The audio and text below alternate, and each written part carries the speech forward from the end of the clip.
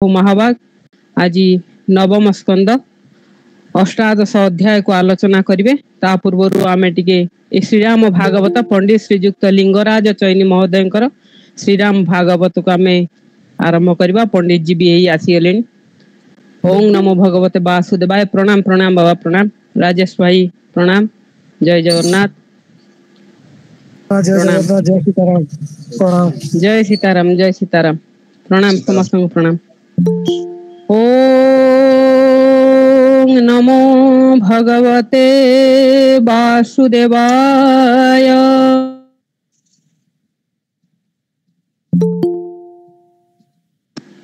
ओं शांताकारं भुजगशयनं पद्मनाभं सुरेशं विश्वाधारं गगनसदृशं मेघवर्णं शुभांगं लक्ष्मीकान्तं कमलनयनं योगिविद्यानगम्यं वन्दे विष्णु भवभयहरं सर्वलोकैकनाथं जं ब्रह्मा वरुणेन्द्र रुद्रमरुतः स्तुन्यन्ते दिव्यैस्तवैर्वेदैः साङ्गपदक्रमोपनिषदर्गायन्ति जं सामगा ध्यानावस्थित तद्गतेन मनसा पश्यन्ति जं योगिनो यस्यान्तं न विदुषुरासुरगणा देवाय तस्मै नमः। देवाय तस्मै नमः। ओं नमो भगवते वासुदेवाय। कृपावतारं नयनाभिरामं ब्रह्मादिसेव्यं नलिनायताख्यं योगीन्द्रवन्द्यं तपसानुगम्यं श्रीरामचन्द्रं शरणं प्रपद्ये। श्रीरामचन्द्रं शरणं प्रपद्ये। श्रीरामचन्द्रं शरणं प्रपद्ये। ओं नमो भगवते वासुदेवाय। सृष्टिर आद्य ध्वनि ओम। परम पूज्य प्रातः स्मरणीय भारत माता कोटि ओडियार मौड़मणि प्रभु श्री जगन्नाथ अभय चरण कमल तले अनंत कोटि प्रणाम। आजिर ए पवित्र सत्संग रे उपस्थित आजिर पूज्य कथा अभ्यास पंडित प्रवाचक विशिष्ट समीक्षक पाला समीक्षक एवं सारस्वत जगतर जड़े धूरीण धूर्जटी आम समक्षरे उपस्थित रही। आजिर पूज्य कथा अभ्यास पंडित डॉक्टर निरंजन साहू महाभाग पाद पद्म मोर शब्दर आभूम दंडवत प्रणाम। तत्सहित उपस्थित अच्छा आम सहित बरगढ़ अनुपमा नाथ शर्मा अपा, अर्जुन कुमार सामल भाई, विघ्नराज मिश्र महोदय, साबर कवि वीरकिशोर नायक बाबा, जोगेश्वर मिश्र महोदय, पंडित श्रीजुक्त कृष्णचंद्र साहू महाभाग, पंडित श्रीजुक्त प्रशांत राउल महोदय, हमारा राजेश दास महोदय, रीता अपराजिता भौणी, शक्तिपद मिश्र महाभाग, शकुंतला मिश्र महोदया, सूर्य कुमार पाणिग्राही महोदय एवं सूर्यमणि नंद महोदय समस्त को आज पवित्र संध्या को सभक्तिक स्वागत शुभेच्छा अभिनंदन सह समस्त को मोर शब्दर प्रणाम। आज कार्यक्रम आरंभ श्रीराम भागवतर किछि तापर आमे कार्यक्रम को आरंभ करिबा। ओ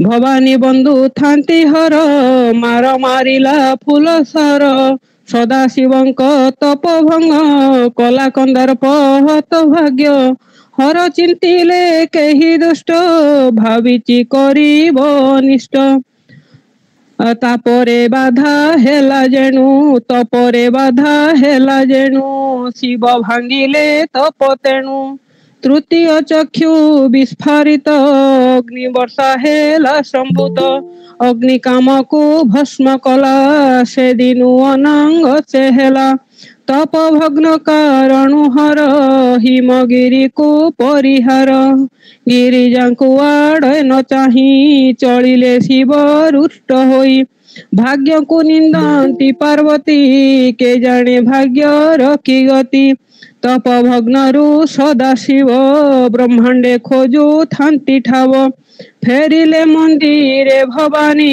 ଦୃଷ୍ଟି ନ ଦେଲେ ଶୂଳ ପାଣି କାମ ମରଣ ଦେଖି ରତି କ୍ରନ୍ଦନ କରି ମହାସତୀ ଶିବ ଚରଣେ ପଡ଼ି ରତି ଫେରାଓ ମୋ ସ୍ୱାମୀ ଝଟତି ହର ବୋଇଲେ ଯେ ଉତ୍ତର ଏବେ ଫେରିବନି ତୋର ଦ୍ୱାପରେ ଶ୍ରୀକୃଷ୍ଣ ଔରସେ ରୁକ୍ମିଣୀ ଗର୍ଭେ 10 ମାସେ ଜନମିବ ଯେ ସ୍ୱାମୀ ତୋର ପ୍ରଦ୍ୟୁମ୍ନ ନାମ ହେବ ତାର ସୁତିକା ଘରୁ ସେ ସମ୍ବର ଅସୁର ନେବ ସେ କୁମର ସମ୍ବରାସୁର ତାକୁ ନେଇ ସାଗରେ ଦେବ ଯେ ଭସାଇ ତୁ ଏବେ ମାୟାବତୀ ନାମେ ଚଳ ସମ୍ବରାସୁର ଧାମେ ସେ ପୁତ୍ର ମାଛ ଦେବ ଗିଳି କେଉଟ ସେ ମାଛକୁ ଧରି ସମ୍ବରାସୁର ଘରେ ଦେବ ତା ପେଟୁ ପୁତ୍ର ବାହାରିବ ପ୍ରଦ୍ୟୁମ୍ନକୁ ତୁ ଥିବୁ ପାଳି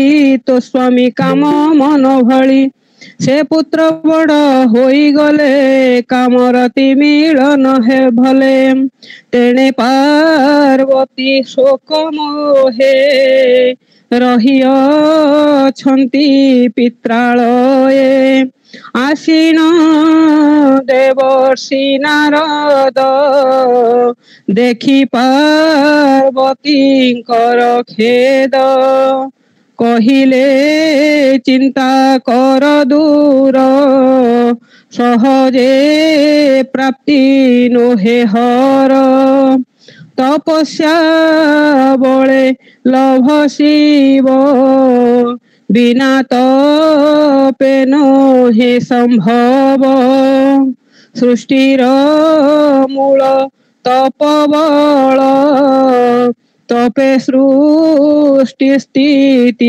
ସଂହାର ତପରୁ ବ୍ରହ୍ମା ସୃଷ୍ଟିକର୍ତ୍ତା ତପରୁ ବିଷ୍ଣୁ ବଳବନ୍ତା ତପେ ଧାତା ସୃଷ୍ଟି କରଇ ତପେ ବିଷ୍ଣୁ ପାଳଇ ବହି তপে শম্ভু করে সংহার তপে বাসুকি মহিভার তপস্যা বল অটে মূল তপস্যা দিয়ে মহাফল দেবଙ୍କ হিতরে পার্বতী তপরে লভ পশুপতি পার্বতী ভজি শঙ্করଙ୍କୁ আরোহী হিমগিରି ବୁକୁ 1400 ଯେ ବରଷ ପାର୍ବତୀ ତପସ୍ୱୀ ନିବେଶ ସହସ୍ର ବର୍ଷ ଫଳମୂଳ 7 ବର୍ଷ ପତ୍ର ଆହାର ଶୁଷ୍କ ବିଲ୍ୱ ପତ୍ରକୁ ଖାଇ 200 ବର୍ଷ ରହି ପର୍ଣ୍ଣକୁ ଯେବେ ତ୍ୟାଗ କଲେ ଅପର୍ଣ୍ଣା ନାମ ବୋଲାଇଲେ ଦେଖି ଗିରିଜା ତପମଗ୍ନ ତିନି ପୁର ହେଲା କମ୍ପନ ଗୌରୀ ଶିଖରେ ଅଗ୍ନି ଜାଳି ଗୌରୀ କୁଣ୍ଡେ ଜଳରେ ବୁଡି ଓಂ ନମ ଶିବାୟ ଭଜିଲେ ସପ୍ତର୍ଷି ଆସି ବୁଝାଇଲେ ଯାକୋପେ କାମ ଧ୍ୱଂସ ହେଲା ସେ ଶୂଳ ପାଣି ଯୋଗୀ କଲା କାହିଁକି ଅଛ କଷ୍ଟ ସହି ଶିବ ଯେ କିଛି ଶୁଣୁ ନାହିଁ ପାର୍ବତୀ କହନ୍ତି ବୁଝାଇ ଅନଳେ ହିମ କିବା ରହି ତେସନେ ଶିବ କାମ ଦେବ ଯତିଏ ବୁଝ ଏହି ଭାବ କୋଟି ଜନମ ପାଇଁ ହର ହୋଇବେ ସିନା ମୋର ବର একথা ମୋ ସତ୍ୟ ଶପଥ ଜଣାଅ ଯାଇ ବିଶ୍ୱନାଥ ଶ୍ରୀରାମ ଶିବଙ୍କୁ କହନ୍ତି ତପସ୍ୟାରତା ଯେ ପାର୍ବତୀ हे सदा शिव देवहर पार्वती बांछा पूर्ण कर श्रीराम आदेश लभिण देखी अपनाक कषण वचन देले महादेव गिरिजा कामना पूरिब शिव धरी ब्राह्मण वेश गौरी शिखरे प्रकाश हे देवी काहि कर कष्ट किए बा अटे तुम्भ इष्ट गिरिराज जे हिमवंत ता कन्या होई तू संभूत तो बापा किवा न पारिब काहि तू तपे कलु भाव गौरी कहे मेष्टहर ब्राह्मण कले छिछिकार श्मशानवासी नाही घर गळे बहुची सर्प भार पांच मुंड 15 आखि गरल कंठे सर्प लाखी अस्त्रता त्रिशूल डंबरु वाहन ता वृषभ गोरु से नुहे तुम्भ उपयुक्त तपरु होई जाविरत शुणी गौरी कले क्रोध के तुम्भे ब्राह्मण निर्बोध ब्राह्मण वेश परिहरी स्वरूप देखांती पुरारी गिरिजांकर देखी कष्ट शून्य शब्द हेला स्पष्ट आहे गिरिराज कुमारी लभिव तुम्भे त्रिपुरारी शिवंकु सम्मुखे देखिण उमा जे बिहिले प्रणाम स्वर्गु होइला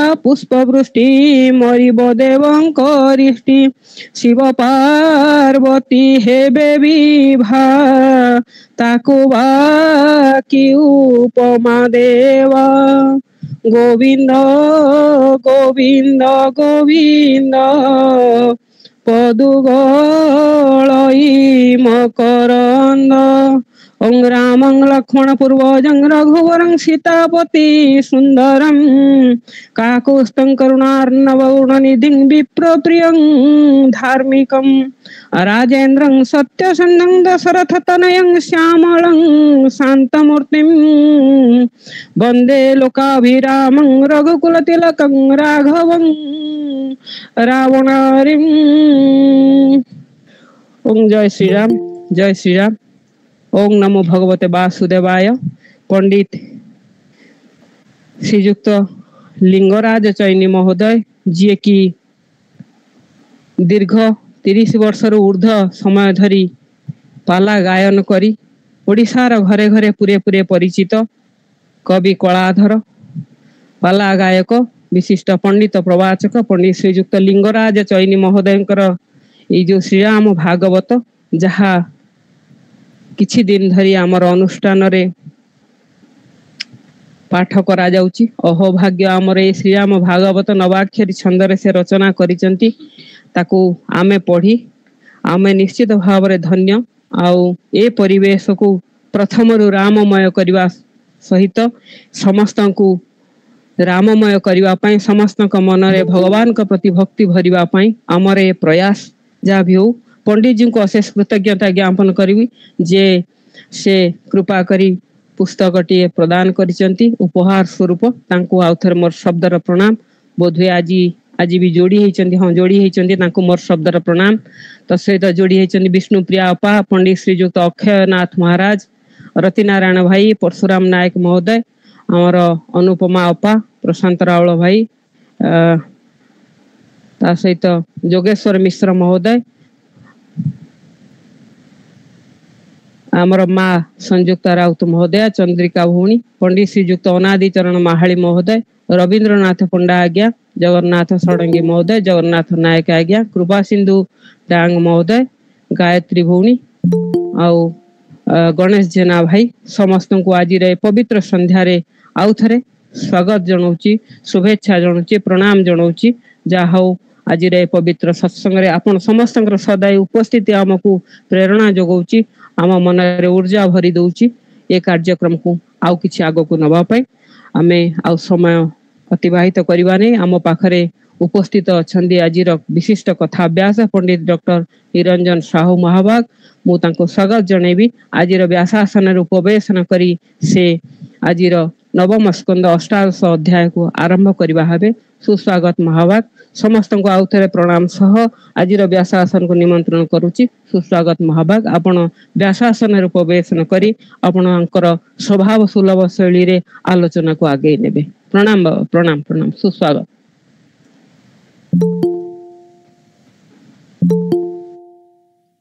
प्रणाम प्रणाम प्रणाम जय जगन्नाथ जय जगन्नाथ जय जगन्नाथ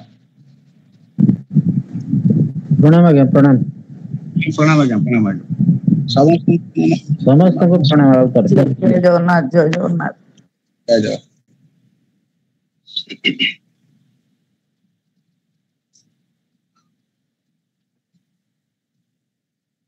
गुरुर्ब्रह्मा गुरुर्विष्णु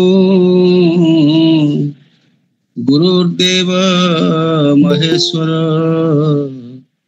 गुरु साक्षात् परम ब्रह्म तस्मै श्री गुरवे नमः। मुन्नाथ श्री जगन्नाथ मद्गुरु श्री जगत गुरु मदात्मा सर्वभूतात्मा तस्मै श्री गुरवे नमः। नाथ करुणा सिंधु दीनबंधु जगतपते गोपेश गोपिका कांत राधा कांत नमस्तुते। तप्त कांचन गौरंगी राधे वृंदावनेश्वरी वृषभानुसुते देवी प्रणमामि हरिप्रिये। जद्दारु ब्रह्ममूर्ति प्रणवतनुधर सर्व वेदांत सारम भक्तानां कल्पवृक्षं भवजलतरणी सर्वतत्त्वार्थ तत्त्व। जय जगन्नाथ। साहित्यिक कविबंधु परिवार रे श्रीमद् भागवत महापुराण जो श्रृंखला ए अवकाश रे साहित्यिक कविबंधु परिवार समस्त परिवार वर्ग पंडित वर्ग एवं तत्सहित आम गहन थिबा साहित्यिक कविबंधु परिवार संपादिका श्रीमती प्रणति महापात्र महोदया एवं विशेष भाव में आज श्रीराम भागवत को पाठ करथिबा जहाँकि पंडित लिंगराज चयनी द्वारा नवाक्षरी वृत्त रचित आज प्रथम करी मत शुणा मिला नवाक्षरी वृत्त श्रीराम भागवत रचित होती। आ विशेष भाव में आज माँ अपर्णा किभली भगवान को निष्ठार सहित कठोर तपस्या करी प्राप्ति होते ए प्रसंग आज पठितव्य विषय थिला। माँ दुर्गा को माँ पार्वती को छाड़ी संसार अच्छी ना शंकर भगवान तो होचंती आम प्राणर प्राण कारण शिव मंगलमय और शिव चलीगले मनीष जगत सब हो जाए। आज से ही शंकर भगवान एवं माँ पार्वती पाद पद्मे अनंत कोटि दंडवत प्रणाम। यही अवकाश रे प्रायतः श्रीमद् भागवत पुराण श्रृंखला भितर श्रीराम भागवत पाठ होउचंती यह महती कार्यक्रम। ये अवकाश रे श्रीमती प्रणति महापात्र महोदय पाद पद्म अनंत कोटि दंडवत प्रणाम। आम गहन थिबा विशेष भाव में पंडित शक्तिपद मिश्र जी एवं निश्चित भाव में मु स्मरण करी पंडित श्यामसुंदर दास जी को पंडित पद्मनाभ पाणिग्राही जी को एवं तत्सहित निश्चित भाव स्मरण करी पंडित लिंगराज चैनी जी को एवं तत्सहित पंडित अक्षय जी अच्छी बोली शुणिली आ तत्सहित आम गहने थिबा विशेष भाव अर्जुन कुमार सामल जी कृष्णचंद्र जी सूर्य कुमार जी आ विशेष भाव माँ संयुक्ता माँ अच्छा ना शुणिदेले भितर भाव गदगद उठे पाद पद्म अनंत कोटि दंडवत प्रणाम आ विशेष भाव अनुपमा माँ अपराजिता माँ विष्णुप्रिया माँ समस्ते प्रत्येक दिन उपस्थित होती मत छाड़ी देकरी कारण मु प्रत्येक दिन आपण मान गहने रही पारेनी विविध कार्य मोर भारी व्याकुलता जे साहित्य कवि बंधु परिवार रे मो पाली केबे आसीबो मु आपण मान सहित रही बोली अनेक दिन पर आज मत से सुजोग मिली अहोभाग्य महाप्रभु जगन्नाथ पाद पंतर अनंत कोटि दंडवत प्रणाम उपस्थित समस्त पंडित वर्ग को मोर आभूम दंडवत प्रणाम माँ मान को मोर आभूम दंडवत प्रणाम अर्पण करुचे भागवत रे प्रवेश करवा कारण आज विशेष भाव 17 अध्याय गत काली सरी माने 17 अध्याय आलोचना हो सारी 16-17 गत काली शुणी ये पितृपक्ष चली आज जो प्रसंग अच्छा सब प्रसंग अच्छा प्रसंग पितृपक्ष प्रायतः आपण मैंने जानती जे 7 तारिख ठारू आरंभ हो जाए पितृपक्ष ये पितृपक्ष भागवत ही श्रवण करा जाए ये भागवत श्रवण आपण करूना आपण पाखरे आपण पितृपुरुष बसुचंती से माने आसी आपण बड़ विकल पाखरे चारिपट बुलुचंती घुरुचंती कारण जोटी पितृपक्ष जोटी पितृलोक से माने बड़ आरामप्रद जगह अच्छी कि सेठी पानी नहीं खाद्य नहीं वर्ष सारा बिना पानी रे बिना खाद्य रे से माने पितृलोक रे थांती एवं से माने कल्याण टिके करिवा पई मो पिला माने अर्थात मो अंश संभूत माने किपरि अछंती देखिवा पई ए पितृपक्ष रे अवतरण करि थांती मो पितृपक्ष संपर्क रे कहिबे अधिक कहिबे नाही जे से माने टिके सुनिया पई भागवत चाहंती कारण से माने जेतेबेले अवर्तमान हेले संसार भितर माटी संसार रु सेतिक बेले से भागवत शुणिकी जाइछंती भागवत दी धाड़ी शुणिकी से प्राण वायु उड़ी जाइतिला और से भागवत एपंत शुणुचंती गुनगुनाउचंती तांको हृदय भितर आ पितृपक्ष रे से आसंती एवं पुणी से भागवत टिके शुणिया पई आ विशेष भाव आज आपण माने 16-17 अध्याय रे अनेक प्रसंग श्रवण करिसंती प्रसंग क्रम में आसीबा तेबे भागवत रे प्रवेश करिया पूर्व गोटे धाड़ी कहि रखे जे नारायणं नमस्कृत्यं नरं चैव नरोत्तमं देवीं सरस्वतीं व्यासं तत्त्वजयमुदीरये मूकं करोति वाचालं पङ्गुलङ्घयते गिरिं जत्कृपां तमहं वन्दे परमानन्दमाधव निगमकल्पतरोर्गलितं फलं शुकमुखाद् अमृतं द्रव संजुतं पीबत भागवत रसमालय मुहुरहो रसिका भुवि भावुकाः आज आम पितृपक्ष रे आम पितृलोक आसिकरी आज रसिका होइचंती भावुक होइचंती आज श्रीमद् भागवत महापुराण नवम स्कंदर 18 अध्याय रे जजाति प्रसंग शुणिए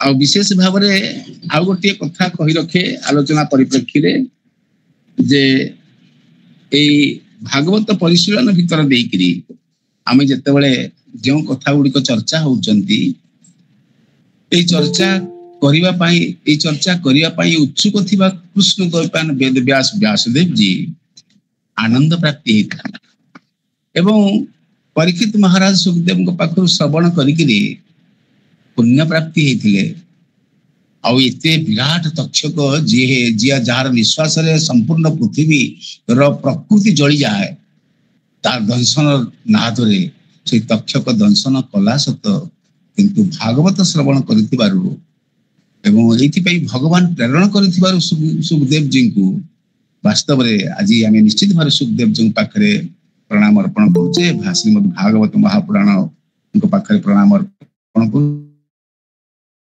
ଏହା ହିଁ ଆମର ସୌଭାଗ୍ୟ ଯେ ମାଗଣା ମାଗଣା କୌଣସି ପଇସା ପତ୍ର ଖର୍ଚ୍ଚ ନ କରିକିରି ଏ ସନ୍ଧ୍ୟାଟାରେ ଆମେ ଏ ସନ୍ଧ୍ୟା ସମୟରେ ଏତେ ସନ୍ଧ୍ୟା ଭିତରେ ଗୋଟିଏ ସନ୍ଧ୍ୟା ଏଇ ସନ୍ଧ୍ୟା ଚାଲିଛନ୍ତି ଏଇ ସନ୍ଧ୍ୟାରେ ଆମେ ଭାଗବତ ଶ୍ରବଣ କରୁଛେ ଏହା ଆମର ଭାଗ୍ୟ ସୌଭାଗ୍ୟ।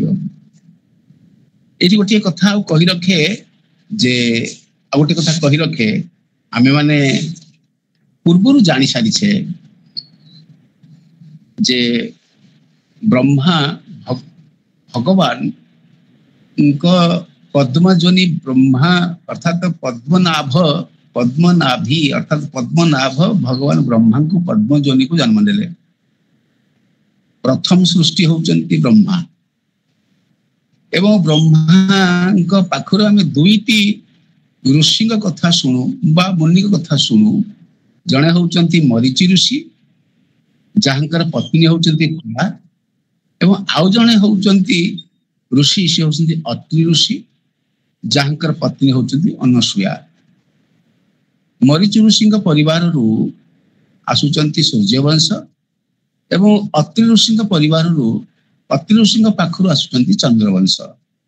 ଆମେ ଭାଗବତରେ ସୂର୍ଯ୍ୟବଂଶଙ୍କ କଥା ପୂର୍ବରୁ ଶୁଣିଛନ୍ତି, ଏବେ ଚନ୍ଦ୍ରବଂଶ କଥା ଚାଲିଛନ୍ତି ଏବଂ ବିଶେଷ ଭାବରେ ସୂର୍ଯ୍ୟବଂଶରେ ମରିଚିଙ୍କର ପୁତ୍ର ହଉଛନ୍ତି କଶ୍ୟପ ଋଷି ଏବଂ କଶ୍ୟପ ଋଷିଙ୍କ ପାଖରୁ ମନୁ ଶତରୂପ ଆସୁଛନ୍ତି ବା ଯାହାକୁ ଆପଣ ବିବସ୍ୱାନ ବା ଯାହା କହନ୍ତି ବୈବସ୍ୱତ ମନୁ ବୋଲି କହନ୍ତି।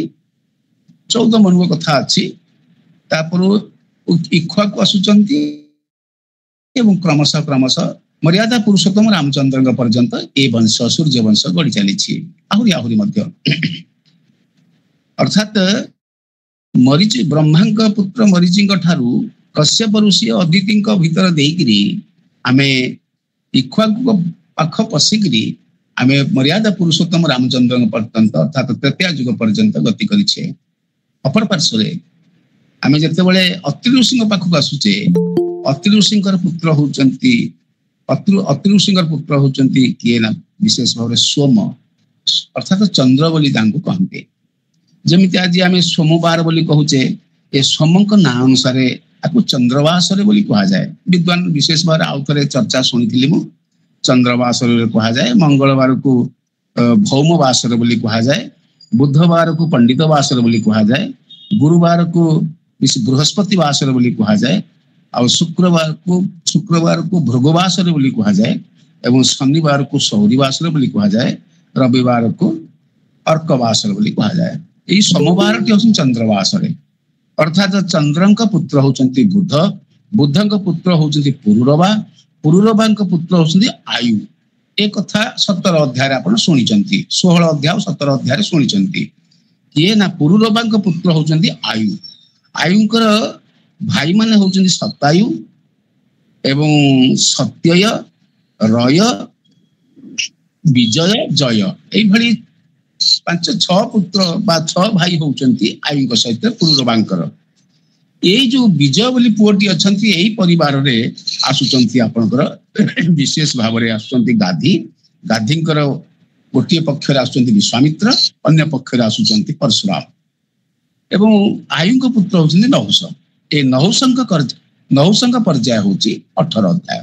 ଆମେ ବିଶେଷ ଭାବରେ ସୋମ ଚନ୍ଦ୍ର ଗୁରୁ ପତ୍ନୀକୁ ହରଣ କରିଥିଲେ ପୂର୍ବରୁ ଅଧ୍ୟୟନ କରିସାରିଛନ୍ତି ଏବଂ ବୁଧ ଜନ୍ମ ହେଇଛନ୍ତି, ବୁଧ ମହାଗ୍ରହ ଜନ୍ମ ହେଇଛନ୍ତି, ତାଙ୍କ ପୁତ୍ର ପୁରୁରବା ଜନ୍ମ ହେଇଛନ୍ତି। ପୁରୁରବା ପ୍ରସଙ୍ଗ ଶୁଣି ସାରିଛନ୍ତି ଆପଣମାନେ। ଆୟୁଙ୍କ ପ୍ରସଙ୍ଗ ତ 16 ଆଉ 17ରେ ଶୁଣିଛନ୍ତି ଏବଂ ବର୍ତ୍ତମାନ ନହୁଷଙ୍କ ପ୍ରସଙ୍ଗକୁ ଆସୁଛି। ଇଏ ହେଲା ପୃଷ୍ଠଭୂମି। ନହୁଷଙ୍କ ପାଖରୁ ଆମେ ଶୁଣିବା। ମୁଁ ଏଇଥିରେ ଗୋଟିଏ କଥା ରଖିଛି ଯାହା ଶୁଣିଥିଲି, ସେ କଥାଟି ହଉଛି ଯେ ଆମେ ପାଠ କରୁଥିବା ସହିତ 10ଟି ପ୍ରଶ୍ନ ଆଜି ରଖିବି। 10ଟି ପ୍ରଶ୍ନର ଉତ୍ତର ଆପଣ କରିବେ। ମୋର ଅନୁରୋଧ କରିବି, ଯେହେତୁ ମତେ ନିର୍ଦ୍ଦେଶ ଅଛି ମୁଁ କହିଦେଲି, କାରଣ ପ୍ରଶ୍ନ ପଚାରିଲେ ପ୍ରାୟତଃ ଆସ୍ତେ ଆସ୍ତେ ଲୋକ ଖସିକି ପଳାନ୍ତି। ଆମେ ଯେତେବେଳେ ସ୍କୁଲରେ ପଢୁଥିଲୁ, ଯେତେବେଳେ ସାର୍ କହିବେ ତମେ ସବୁ ପାଟି ଚୁପ କରି ବସ, ନହେଲେ ଟିକେ ପରେ ଆସିବି ପ୍ରଶ୍ନ ପଚାରିବି, ପଣିକିଆ 17କ ପଚାରିବି। ଆମକୁ ସବୁ ଆସେନି ପଣିକା 17କ ବସିନୁ, ଆମକୁ 10କ ପଣିକିଆଟା ଖୁବ ସହଜରେ ଆସିଯାଏ। 10କ 10, 10 20, 10 30 ପଚାରିଦେଲେ କହିଦଉଛି ନା। କିନ୍ତୁ 12କ ପରେ 13କ ପାଖରୁ ଥୁକୁଲୁ ହେଇଯାଏ। ସାର୍ କହିଛନ୍ତି ପଚାରିବେ ପଣିକିଆ ପଚାରିବେ ଆମେ ଚୁପଚାପ ହେଇ ବସି ପଡୁ। ସାର୍ ଖୁସି ହେଇଯାଆନ୍ତି ଆଉ ପ୍ରଶ୍ନ ପଚାରନ୍ତି, ଆମେ ଖୁସି। ସୁତରାଂ ପ୍ରଶ୍ନଟି ଏଭଳି ଗୋଟିଏ ଜଟିଳ, କିନ୍ତୁ ଆମେ ବିଶେଷ ଭାବରେ ଆଜି ଯୋଉ ଚର୍ଚ୍ଚା କରୁଛେ କେତେ ଗୁଡିଏ ପୁରାଣ ଗଣ୍ଠି ପ୍ରଶ୍ନ ଅଛନ୍ତି, ଜାଣିବାର କଥା ଅଛି। ଆପଣ ଯଦି ଧ୍ୟାନର ସହିତ ଶୁଣିବେ ତାହେଲେ ନିଶ୍ଚିତ ଭାବରେ ଉତ୍ତରଟି ମୁଁ ସେଇଠି ପ୍ରଶ୍ନଟି ପଚାରି ଦେଇଥିଲି ଆଉ ସେଇଠି ଉତ୍ତରଟି ଅଛନ୍ତି, ପାଠ ହେଇକି ଚାଲିଥିବେ। ଆଲୋଚନା ଭିତରେ ଦେଇକି ଯିବା। ତେବେ ବଡ କଥାଟି ହଉଛି ଯେ ଏଇ ଯୋଉ ନହୁଷ ଆସୁଛନ୍ତି, ନହୁଷଙ୍କ ପୁତ୍ର ମାନେ କିଏ କିଏ? ନହୁଷଙ୍କ ପୁତ୍ର ଯତି, ଯଜାତି, ସଂଜାତି, ଆୟାତି, ବିୟତି, କୃତି, ଏଇଭଳି 6ଟି କଥା ଭାଗବତରେ ଆସୁଛନ୍ତି। ଆସନ୍ତୁ ଆମେ ଯିବା ଭାଗବତ ଭିତରେ ପ୍ରବେଶ କରିବା। ଯଜାତି ନହୁଷର ପୁତ୍ର, ଅଷ୍ଟାଦଶରେ ତା ଚରିତ, ତା ପଞ୍ଚ ପୁତ୍ରେ ଯେ କନିଷ୍ଠ, ସେ ପିତା ଅର୍ଥେ ଜରାଗ୍ରସ୍ତ। ଏଇଠି ପ୍ରଶ୍ନ ଅଛନ୍ତି। ଗୋଟିଏ ହଉଛନ୍ତି ଯଜାତି, ଯଜାତି ହଉଛି ନହୁଷଙ୍କ ପୁତ୍ର। ଯଦି ମୁଁ ପ୍ରଶ୍ନ କରିବି ଯଜାତି କିଏ, ତାହେଲେ ସେ ନହୁଷଙ୍କ ପୁତ୍ର ବୋଲି ଉତ୍ତର ହବ। ମୁଁ ପ୍ରଶ୍ନ କରିନି, ମୋ ପ୍ରଶ୍ନ ଅଛି ଆଗକୁ, ଗଣ୍ଠି ପ୍ରଶ୍ନ ଅଛି ଆଗକୁ।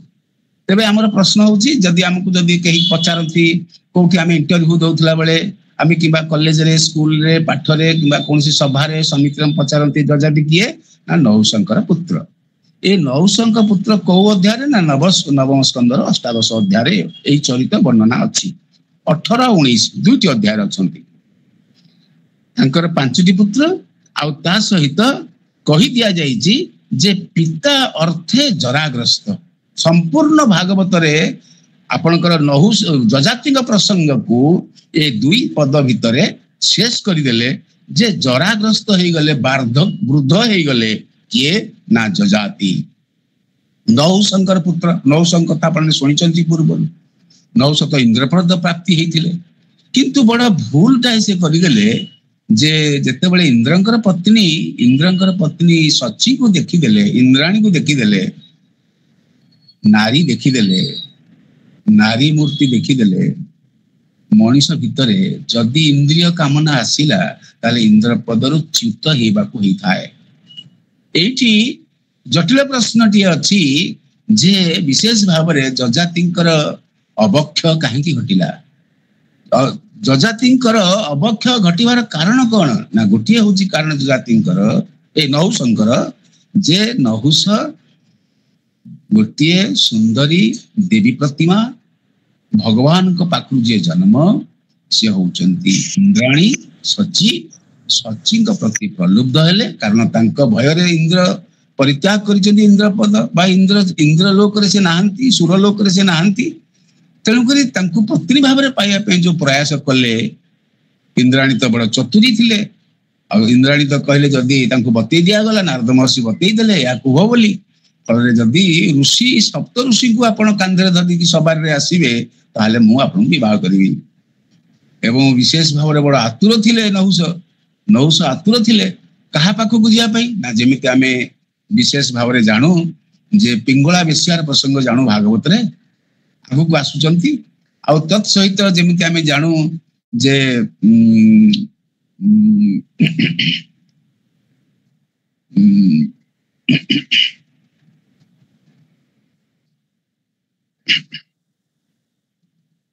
ସେ ପ୍ରସଙ୍ଗଟି ହଉଛି ଏଇଭଳି ଭାବରେ,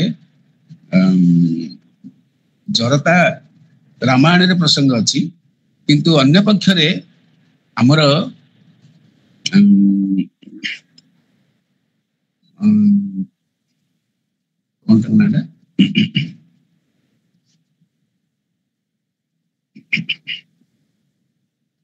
ଭାଗବତରେ ଆମେ ପୂର୍ବରୁ ପଢି ସାରିଛେ।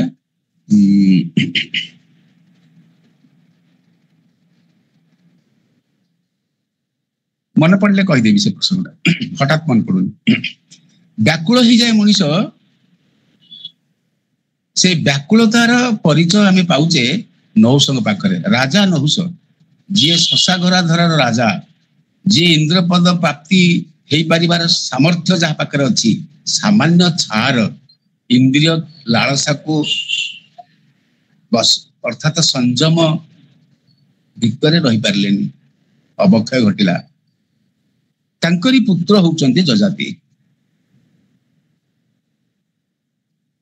ଆମେ ମୁଁ ଯୋଉ କହୁଥିଲି ଚିନ୍ତାମଣି ବେଶ୍ୟା କଥା କହୁଥିଲି, ଚିନ୍ତାମଣି ଘରକୁ ଆସିବା ପାଇଁ ବ୍ୟାକୁଳ ଥିଲେ ଯେଭଳି ଭାବରେ ବ୍ରାହ୍ମଣ ପୁତ୍ର, ସେ କଥା କହୁଥିଲି।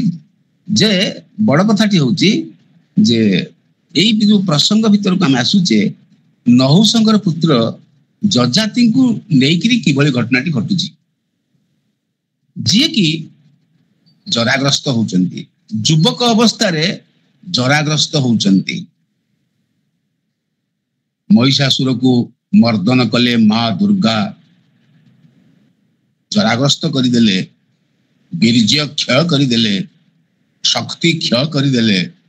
ମା ଦୁର୍ଗାଙ୍କ ପାଖରେ ସମସ୍ତ ଦେବତାଙ୍କର ଅସ୍ତ୍ର କାମ କରୁନଥିଲା। ଯେତେବେଳେ ମଣିଷ ପାଖରୁ ଏଇ କାମ ଇନ୍ଦ୍ରିୟ ସତ୍ତା ତାକୁ ବିନାଶ କରିବା ପାଇଁ ମା ନିଜେ ସ୍ୱୟଂ ସେଇଭଳି ଭାବରେ ଆରୂଢ ହେଲେ ଏବଂ ମହିଷାସୁରକୁ ବଧ କରିଥିଲେ। ଜରାଗ୍ରସ୍ତ ହବେ ଯଜାତି। ସେ ଯଜାତି କିଏ? କେବଳ ନହୁଷ ପୁତ୍ର ନୁହନ୍ତି, ତାଙ୍କ ପଛରେ ଗୋଟିଏ କାହାଣୀ ଅଛି। ଆପଣମାନେ ଜାଣନ୍ତି ସେ କାହାଣୀ। ତେବେ ସୁଖଦେବଜୀ ମହାରାଜ କହୁଛନ୍ତି ପରୀକ୍ଷିତଙ୍କୁ, ନହୁଷ ବୀର୍ଯ୍ୟ ଷଡ଼ସୂତ, 6ଟି ପୁଅ ଜନ୍ମ ନେଲେ। ନହୁଷଙ୍କ ବୀର୍ଯ୍ୟରେ 6 ପୁଅ ଜନ୍ମ ନେଲେ। ଏବଂ କିଏ କିଏ ନା, ଜଣେ ହଉଛନ୍ତି ଯତି, ଯଜାତି, ସଂଜାତି, ଆୟୁତି, ବିୟତି, କୃତି। ଯଦି ଆମର ପ୍ରଶ୍ନ ଗୋଟିଏ ହୁଏ ଯେ ଯଜାତିଙ୍କର କେତେ ପୁଅ ଆଉ କଣ କଣ ନା, ଆମେ ନିଶ୍ଚିତ ଭାବେ ଟିପି ରଖିବା ଯେ ଯତି, ଯଜାତି, ସଂଜାତି, ଆୟତି, ନିୟତି, କୃତି, ଏଇ ହଉଛନ୍ତି ନହୁଷଙ୍କ ପୁତ୍ର ମାନେ। ଏଥିରେ ଗୋଟିଏ ନାଁ ଆସୁଛନ୍ତି ଯଜାତି, ଯିଏକି ଦ୍ୱିତୀୟ ପୁତ୍ର। କହିଲେ ଦେହୀର ଇନ୍ଦ୍ରିୟ ଯେ ସନେ, ଜନ୍ମିଲେ ନହୁଷ ନନ୍ଦନେ। ଏ ନହୁଷଙ୍କର ଥିଲା ଇନ୍ଦ୍ରିୟ ଲାଳସା। ମଣିଷର ଜୀବନର ଶେଷ ପର୍ଯ୍ୟନ୍ତ, ମାଟି କାମୁଡିବା ପର୍ଯ୍ୟନ୍ତ ବା ମାଟିରେ ଭୁଲୁଣ୍ଠିତ ହବା ପର୍ଯ୍ୟନ୍ତ ଇନ୍ଦ୍ରିୟ କାମନା ଯାଏ ନାହିଁ। ସେ ଜଣେ ବିଦ୍ୱାନ ହୁଅନ୍ତୁ, ଜଣେ ପଣ୍ଡିତ ହୁଅନ୍ତୁ। ଏଇଥିପାଇଁ ତ ଅଷ୍ଟାଙ୍ଗ ଯୋଗ, ଯମ ନିୟମ ଇତ୍ୟାଦି ସଂଯମୀ ହେବା ପାଇଁ କୁହାଯାଇଛି। କିନ୍ତୁ ଇନ୍ଦ୍ରିୟ ଯେସନେ ଯେଭଳି ଭାବରେ ନହୁଷଙ୍କର ଇନ୍ଦ୍ରିୟ ଦେହ ଭିତରେ ବା ଦେହୀ କହିଲେ ଶରୀର ଧାରଣ କରୁଥିବା ବ୍ୟକ୍ତିକୁ ଦେହୀ କହନ୍ତି। ଏବଂ ଏ ଦେହୀର ଇନ୍ଦ୍ରିୟ ଲାଳସା ଯାଏ ନାହିଁ। ଇଏ ଭାଗବତର ମୌଳିକ ପ୍ରଶ୍ନ, ମଣିଷ ସଂସାରରେ ମଣିଷର ମୌଳିକ ପ୍ରଶ୍ନ। ଭାଗବତ ଏଇଥିପାଇଁ ଶୁଣାଯାଏ, ମଣିଷ ଭିତରେ ଦେହୀର, ଯେ ଦେହ ଧାରଣ କରିଛି ଦେହୀର ଇନ୍ଦ୍ରିୟ ଲାଳସା ଯାଏ ନାହିଁ। ଆଉ ସେହି ଲାଳସାରେ ନହୁଷଙ୍କ ପାଖରୁ ଜନ୍ମ ନେଉଛନ୍ତି 6ଟି ପୁଅ, ଯିଏ ହଉଛନ୍ତି ଯତି, ଯଜାତି, ସଂଜାତି, ଆୟତି, ବିୟତି, କୃତି। ଏବଂ ଯୋଉ କୁହାଗଲା ତାଙ୍କର ବଡ ପୁଅ ଯତି କି ରାଜପଣ ଦିଆଗଲା। ଏଇଥିପାଇଁ ବଡ ପୁଅ ମାନଙ୍କୁ ଦିଆଯାଏ। ମର୍ୟାଦା ପୁରୁଷୋତ୍ତମ ରାମଚନ୍ଦ୍ରଙ୍କୁ ଯେତେବେଳେ ଦଶରଥ ଅଭିଷିକ୍ତ କରିବାକୁ ଯାଉଛନ୍ତି, ମା କୈକେୟୀ ମାଗୁଛନ୍ତି ଯେ ମୋ ପୁଅ ଭରତ ରାଜା ହେବେ, ରାମ ବନବାସ ଯିବେ। ସୁତରାଂ ଯଜାତିକୁ ରାଜପଣ ଦେଲା, ଆଉ ସେ ରାଜଭୋଗ ନ ଇଚ୍ଛିଲା। ରାଜଭୋଗ କରିବି ନାହିଁ। କୋଉଥିପାଇଁ ନା, ରାଜଭୋଗ, ମଣିଷ ପୃଥିବୀ ଭିତରେ ଜନ୍ମ ହେଇଛି ରାଜସିକ ଗୁଣରେ। ପ୍ରତ୍ୟେକ ମଣିଷ ଭିତରେ ଅଛି ରାଜସିକ ଗୁଣ।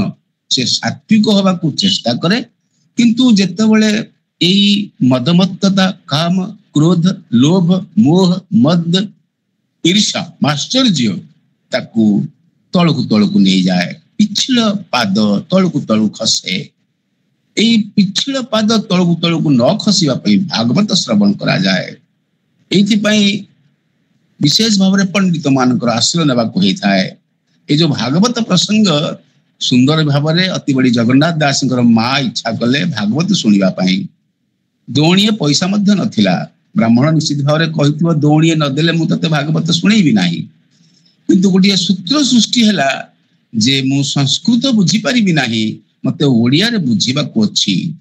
पुत्रକୁ गोटे टास्क दिगला दायित्व दिगला माँ देला दायित्व से दायित्व रे बसवर्ती हेले जगन्नाथ दास महाप्रभु जगन्नाथ को स्मरण करी ध्यान करी तप करी जप करी स्वप्नायित हे इले विराट शास्त्र को नवाक्षरी वृत्त रे रचना कले जगन्नाथ दास।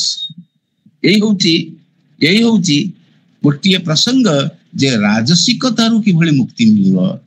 আজি संसार को वस्तुवादी संसार बोली कहा जाए। आज संसार को आमे पराहत जीव आमर केवल काम कहले इच्छा कामना कहले इंद्रिय लालसा काम कहले इच्छा ए इच्छा मनुष्य भीतर थिबा इच्छा प्रबल प्रबलतर हुए देहीर इंद्रिय लालसा एथि पई कहा जाए आहार खाइबा पई निद्रा सोइबा पई भय अर्थात आध्यात्मिक आदि भौतिक आदि दैविक जो भय अच्छी मनुष्य पाखरे कौन ना कौन पर्यायर तार मृत्यु घटिव आ सहित मैथुन ये चारिटी उद्धार पाइबा देही तार पराक्रम करी चारिटी जोनि मध्यरु बड़ दुर्लभ जन्म दुर्लभ नर कले बर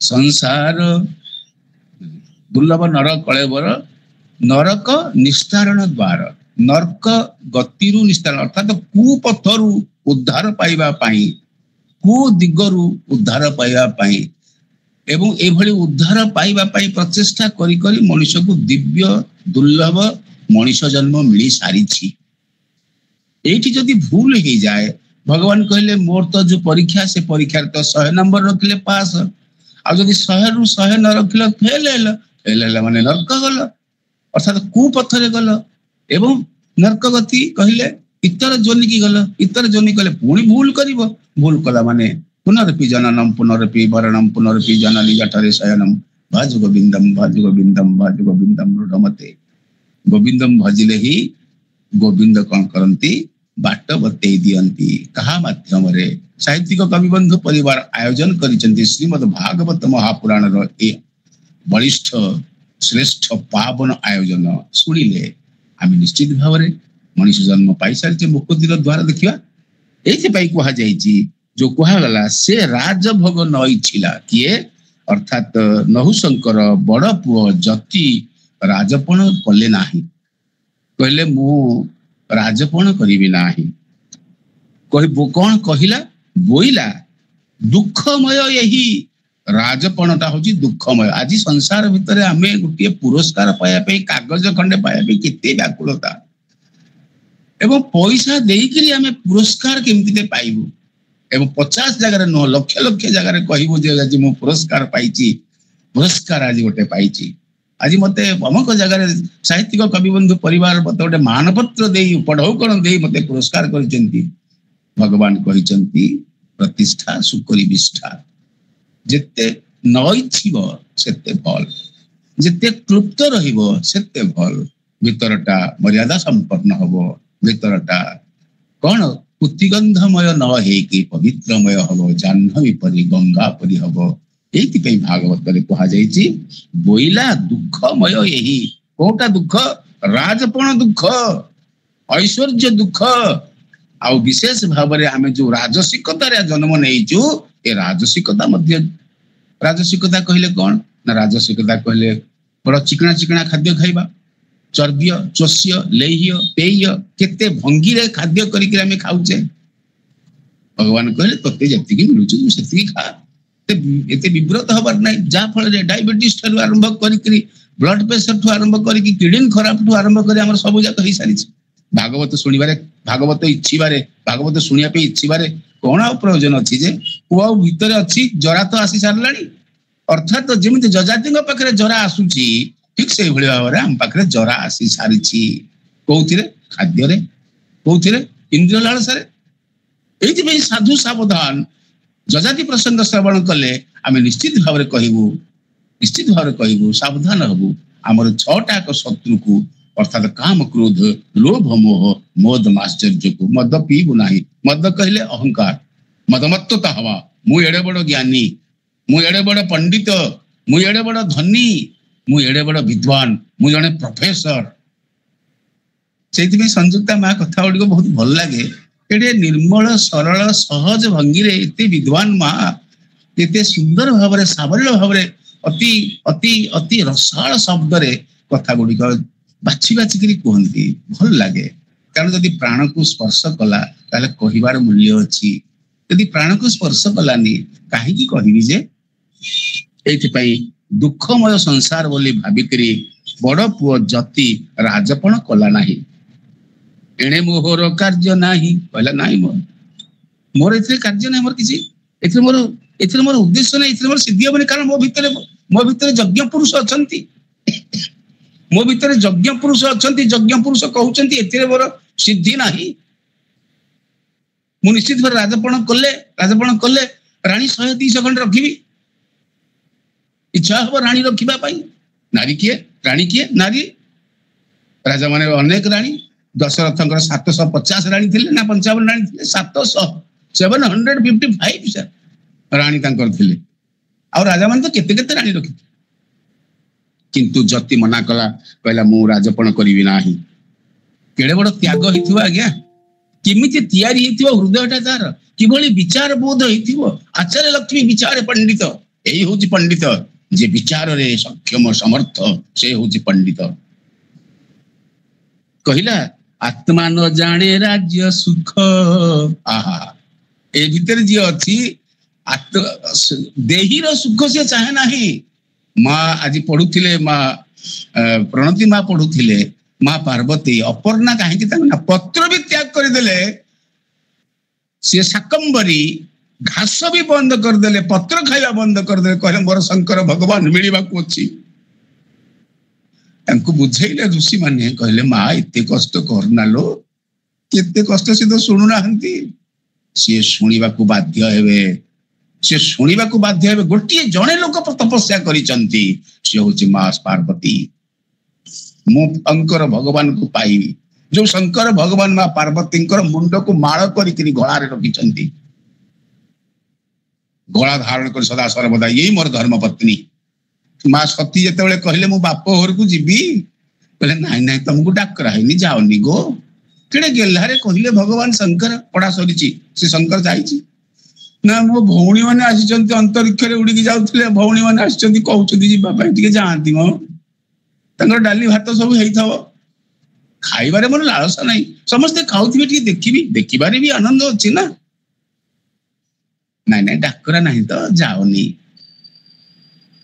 କାନ୍ଦି ପକେଇଲେ, କହିଲେ ମୁଁ ଯାଇଥାନ୍ତି, ବାପା ସିନା ଭୁଲ କଲା ଡାକିଲାନି, ଯାଇଥାନ୍ତି। ଆଚ୍ଛା ଠିକ ଅଛି। ଶଙ୍କର ଭଗବାନ ତ ବ୍ୟବସ୍ଥା କରିଦେଲେ, ଗାଡି ଘୋଡା ତିଆରି କରିଦେଲେ, ଶିବସେନା ଶିବଗଣକୁ ପ୍ରସ୍ତୁତ କରିଦେଲେ। କଣ ଘଟିଲା? ଯିଏ ମନା କରୁଛି ଆଜ୍ଞା, ଯେତେବେଳେ ଆସିବେ ପ୍ରଣତୀ ମା ଘରକୁ, ମନା କରୁଛି ମାନେ ମା ଘରୁ ଆପଣ ଯିବେନି। ଯେତେବେଳେ କହିବ ଯାଆନ୍ତୁ, ତାପରେ ଯାଇ ଯିବେ। ଯେତେବେଳେ କହିବେ ଗୁରୁ ଗୃହକୁ ଯେତେବେଳେ ଆସୁଛନ୍ତି, ଯେତେବେଳେ ତାଙ୍କଠୁ ପରମିଶନ ପାଇବେ, ଅନୁମତି ପାଇବେ, ସେତେବେଳେ ଯିବେ, ନହେଲେ ଯିବେ ନାହିଁ। ଗଲେ କଣ ହବ? ଅମଙ୍ଗଳ ହବ। ଅମଙ୍ଗଳ ଘଟିଲା। ସେ ଦେଖିଲେ ଯେ ସମସ୍ତଙ୍କର ସ୍ୱଭାଗ ଅଛି, କିନ୍ତୁ ଗୋଟିଏ ଲୋକର ସ୍ୱଭାଗ ନାହିଁ। ସେ ହଉଛି ମୋର ପତି ପରମେଶ୍ୱର ଭଗବାନ ଶଙ୍କରଙ୍କର ସ୍ୱଭାଗ ନାହିଁ। ନିନ୍ଦା କରୁଛି, ଯକ୍ଷମ ନିନ୍ଦା କରୁଛି, ଦୁର୍ଜଟିଙ୍କୁ ନିନ୍ଦା କରୁଛି। ଯିଏ ମୋର ଈଶ୍ୱର ନୁହଁ, ଯିଏ ହଉଛି ସଂସାରର ପରମେଶ୍ୱର, ତାର ନିନ୍ଦା ହଉଛି। ବସିଲା ଧ୍ୟାନରେ, ଷଡ଼ଚକ୍ର ଧ୍ୟାନ, ଦଶ ଚକ୍ର ଯାକ ଧ୍ୟାନ କରିକିରି ଆହୁତି ଦେଇଦେଲା। ମା ଆହୁତି ଦେଇଦେଲା ନିଜକୁ। କହିଲା ମୋ ଗୁରୁ ନିନ୍ଦା, ସ୍ୱାମୀ ନିନ୍ଦା ମୁଁ ଶୁଣି ପାରିବି ନାହିଁ। ଏଇଥିପାଇଁ କହିଲେ ଯେ ଆତ୍ମା, କହିଲେ ଆତ୍ମା ନ ଜାଣେ ରାଜ୍ୟ ସୁଖ। ରାଜା ଯିଏ ହୁଏ ଆତ୍ମ ସୁଖ ପାଏ ନାହିଁ। ଆଉ ଆତ୍ମ ସୁଖ ପାଇବାକୁ ହେଲେ ରାଜ୍ୟ ଦରକାର ନାହିଁ, ଟଙ୍କା ପଇସା ଦରକାର ନାହିଁ। ଏଇଥିପାଇଁ ତ ଭଗବାନ, ଏଇଥିପାଇଁ ପରା ମହାପ୍ରଭୁ ଜଗନ୍ନାଥ କହିଲେ ଯେତେ ଖାଉଥିବୁ ସେତେ ଦେଉଥିବି, ନ ସୁଖିବ ତୋର ହାତ। ଲୋକେ କହୁଥିବେ ଏମିତି ଦେବତା, ନୀଳାଚଳେ ଜଗନ୍ନାଥ। ତୁ କେତେ ଖାଇବୁ ଯେ?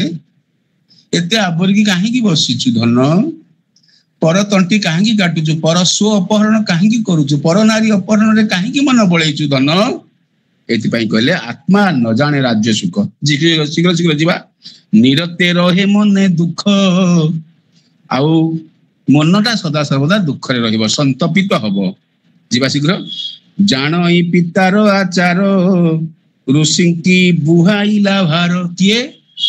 ଅର୍ଥାତ ଯତିଙ୍କର ବାପା ହଉଛନ୍ତି ନହୁଷ। ନହୁଷ ଋଷି ମାନଙ୍କୁ ଭାର ବୁହାଇଥିଲା। ସବାରି ବୁହାଇକିରି ଯିବି କଣ ପାଇଁ? ନା ନାରୀ ଅର୍ଥାତ ସଚୀ ଇନ୍ଦ୍ରାଣୀର ଦେହ ଭୋଗ କରିବା ପାଇଁ। ତାର ରୂପଲାବଣ୍ୟକୁ ଭୋଗ କରିବାର ଲାଳସା ସୁତୀବ୍ର ଥିବାରୁ ଏଇ ହଉଛି ମୋର ବାପା। ଋଷିଙ୍କି ବୁହାଇଲା ଭାର, ଇନ୍ଦ୍ରାଣୀ ଅର୍ଥେ ପଥେ ଜାନ୍ତେ, କୋପ ବସିଲା ତାଙ୍କ ଚିତ୍ତେ। ବହି ନ ପାରି ମହାଭାର, ବୋଇଲେ ହୁଅ ଅଜଗର। ଏଇଠି ପ୍ରଶ୍ନ ଆସୁଛି ଆମ ପାଖରେ, ଯେ ପ୍ରଥମ ପ୍ରଶ୍ନ ଆମ ପାଖକୁ, ଯେ ଋଷିଙ୍କୁ କିଏ ଭାର ବୁହାଇଥିଲେ ଆଉ କାହିଁକି ବୁହାଇଥିଲେ? ଉତ୍ତର କଣ ହେଇପାରେ? ଋଷିଙ୍କୁ କିଏ ଭାର ବୁହାଇଥିଲେ ଆଉ କାହିଁକି ବୁହାଇଥିଲେ? ତା ପାଖକୁ ଯିବା ପାଇଁ। ଏବଂ କଣ ଅଭିଶାପ ପାଇଥିଲେ? ଦ୍ୱିତୀୟ ପ୍ରଶ୍ନ ଆସୁଛି, କଣ ଅଭିଶାପ ପାଇଥିଲେ? ଅଜଗରଟିଏ ହେଇଯିବା ପାଇଁ ଅଭିଶାପ ପାଇଥିଲେ। ଏମନ୍ତେ ଅଜଗର ହୁଅନ୍ତେ, ଆଉ ନିର୍ଜନ ଗହନ ବନସ୍ତେ। ଏଡେ ବଡ ରାଜା, ଏଡେ ବଡ ବିଦ୍ୱାନ, ଶଶାଗରା ଧରାର ରାଜା, ଏତେ ତପସ୍ୟା ବଳରେ ଯେ ଇନ୍ଦ୍ରପଦ ପ୍ରାପ୍ତି ହେଇପାରେ,